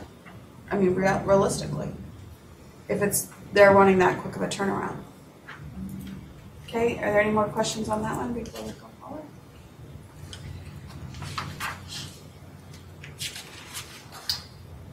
Okay, these, Signy, I think you also have some suggestions to this one, but I think 11, 12, 13, and 14 are ones that came from the county attorney's office. Feel free to come up here and join the thing. I want to just go ahead and pass this out. I propose changing number 12 because I think I wrote, or it was my idea, I don't know for sure who wrote it, but I couldn't understand it. So I think it needs to be fixed a little bit. So I'll just pass this down and you guys can see what I proposed in number 12.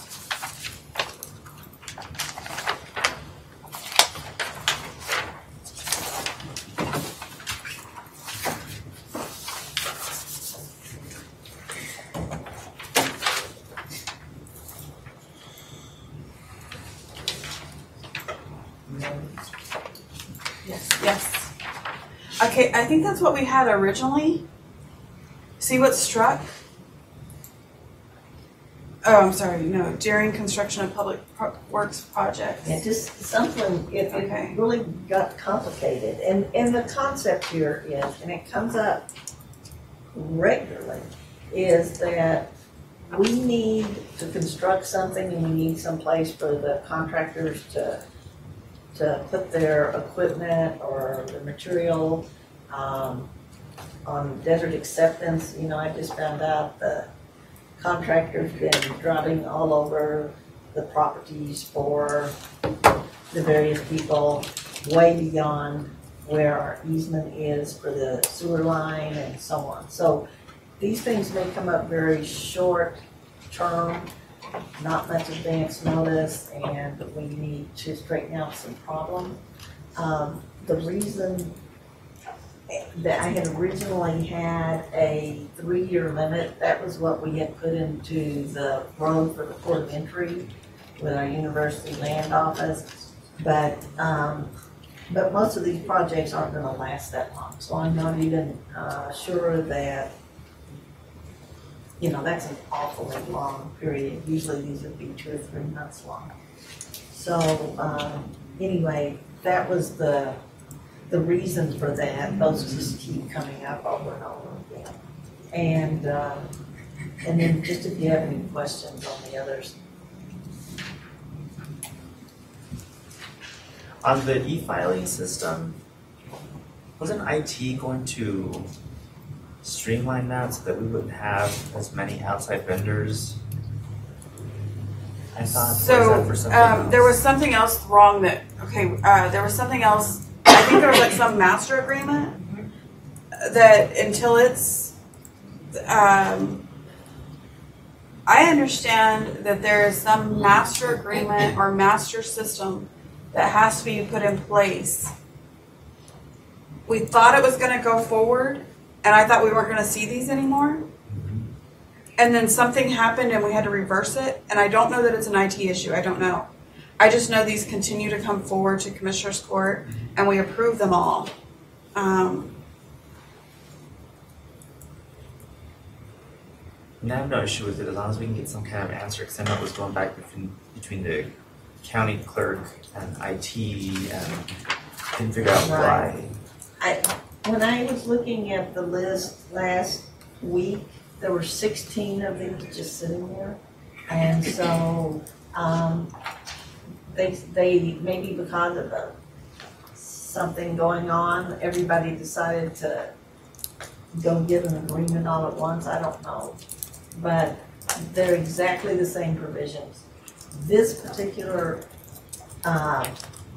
thing is so regulated, it's unbelievable. There's federal law on it, there's federal regulations, there's state law, there's state regulations. There's something down very tight. There's something about like procedurally on the system that we weren't able to implement what we wanted to implement, and that it's going to be a little bit before we can do that. And so we're having to still do these individual agreements. Commissioners, any questions on these 4, 11 through 14? Judgments is misspelled. Yes.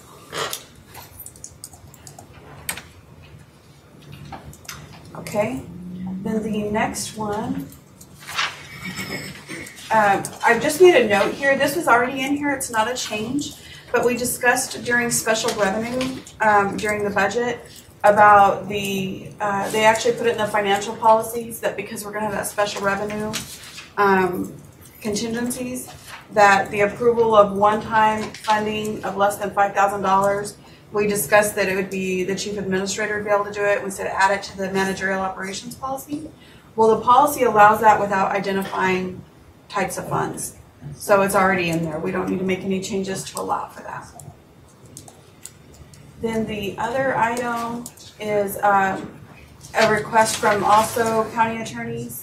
I'm not sure what this is. Signe, was this you or Christina? This was actually proposed by Jed Untracker from our civil division, and what this would do is it would grant Betsy, at least, or your chief administrator, excuse me, the ability to authorize the county attorney's office to initiate any claim or suit on the county's behalf for anything under $5,000. So you're looking at small claims here that we're asking her to do, and it's really for efficiency. It eliminates the need to come before the Commissioner's Court during executive session having to present these items every time that we want to file a small claim for these transportation costs. So it authorizes Betsy for the settlement to authorize that settlement. It's for the full amount of those transportation costs. Can I add under 5,000? Yes, you can add under 5,000. And I was actually going to send you some revised language to that too, Betsy. Anything that they would be proposing less than $5,000 or less than the actual full amount of the transportation costs, we would bring to the Commissioner's Court for your consideration.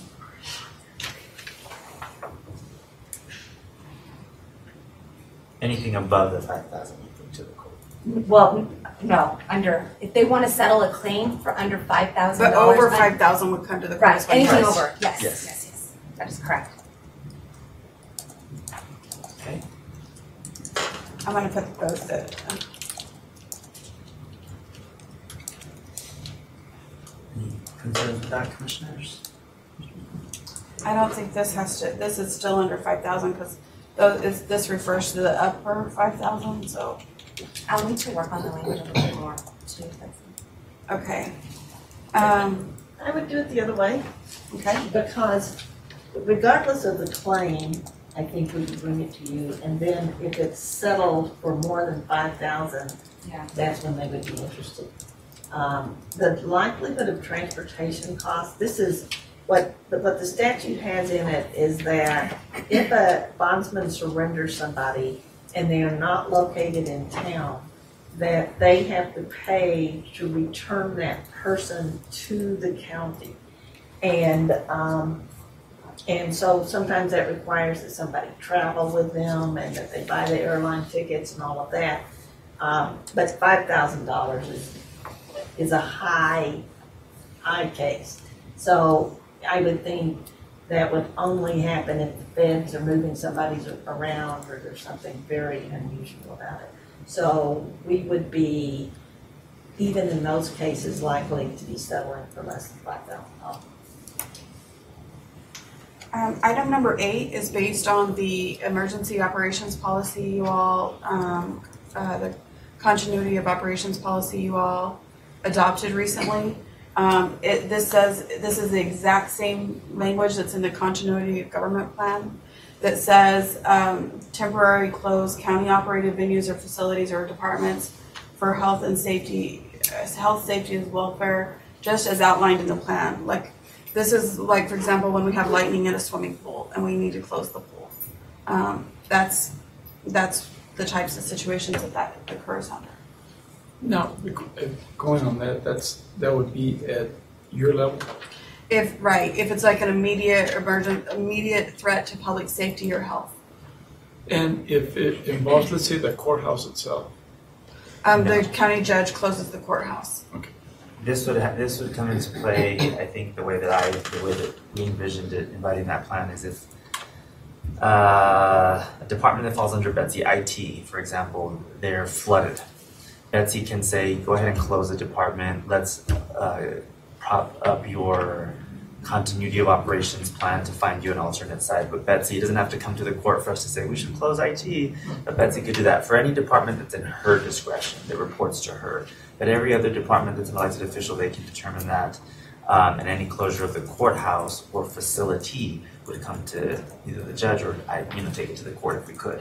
And I agree with the additional explanation, but to me, that item 8 isn't very clear. So it's as outlined in the continuity of government plan, and the government plan, the continuity of government outlines kind of like the But we just order. discussed? Yes, sir. Okay, I'm good. Yes, sir. And I think that's it. Commissioners are okay with all the changes. It seems like there were no issues. You'll make some tweaks to these as discussed. But And this would be on the agenda for Monday, so we would upload the backup as amended for Monday.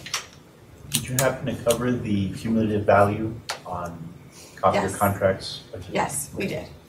We talked about that. And it's actually already in there. so no action on item 7. Thank you for reminding me of that. I believe that is it for today's agenda, Commissioners. So we are adjourned. Thank you for your patience. It concludes today's meeting at 12:46 p.m.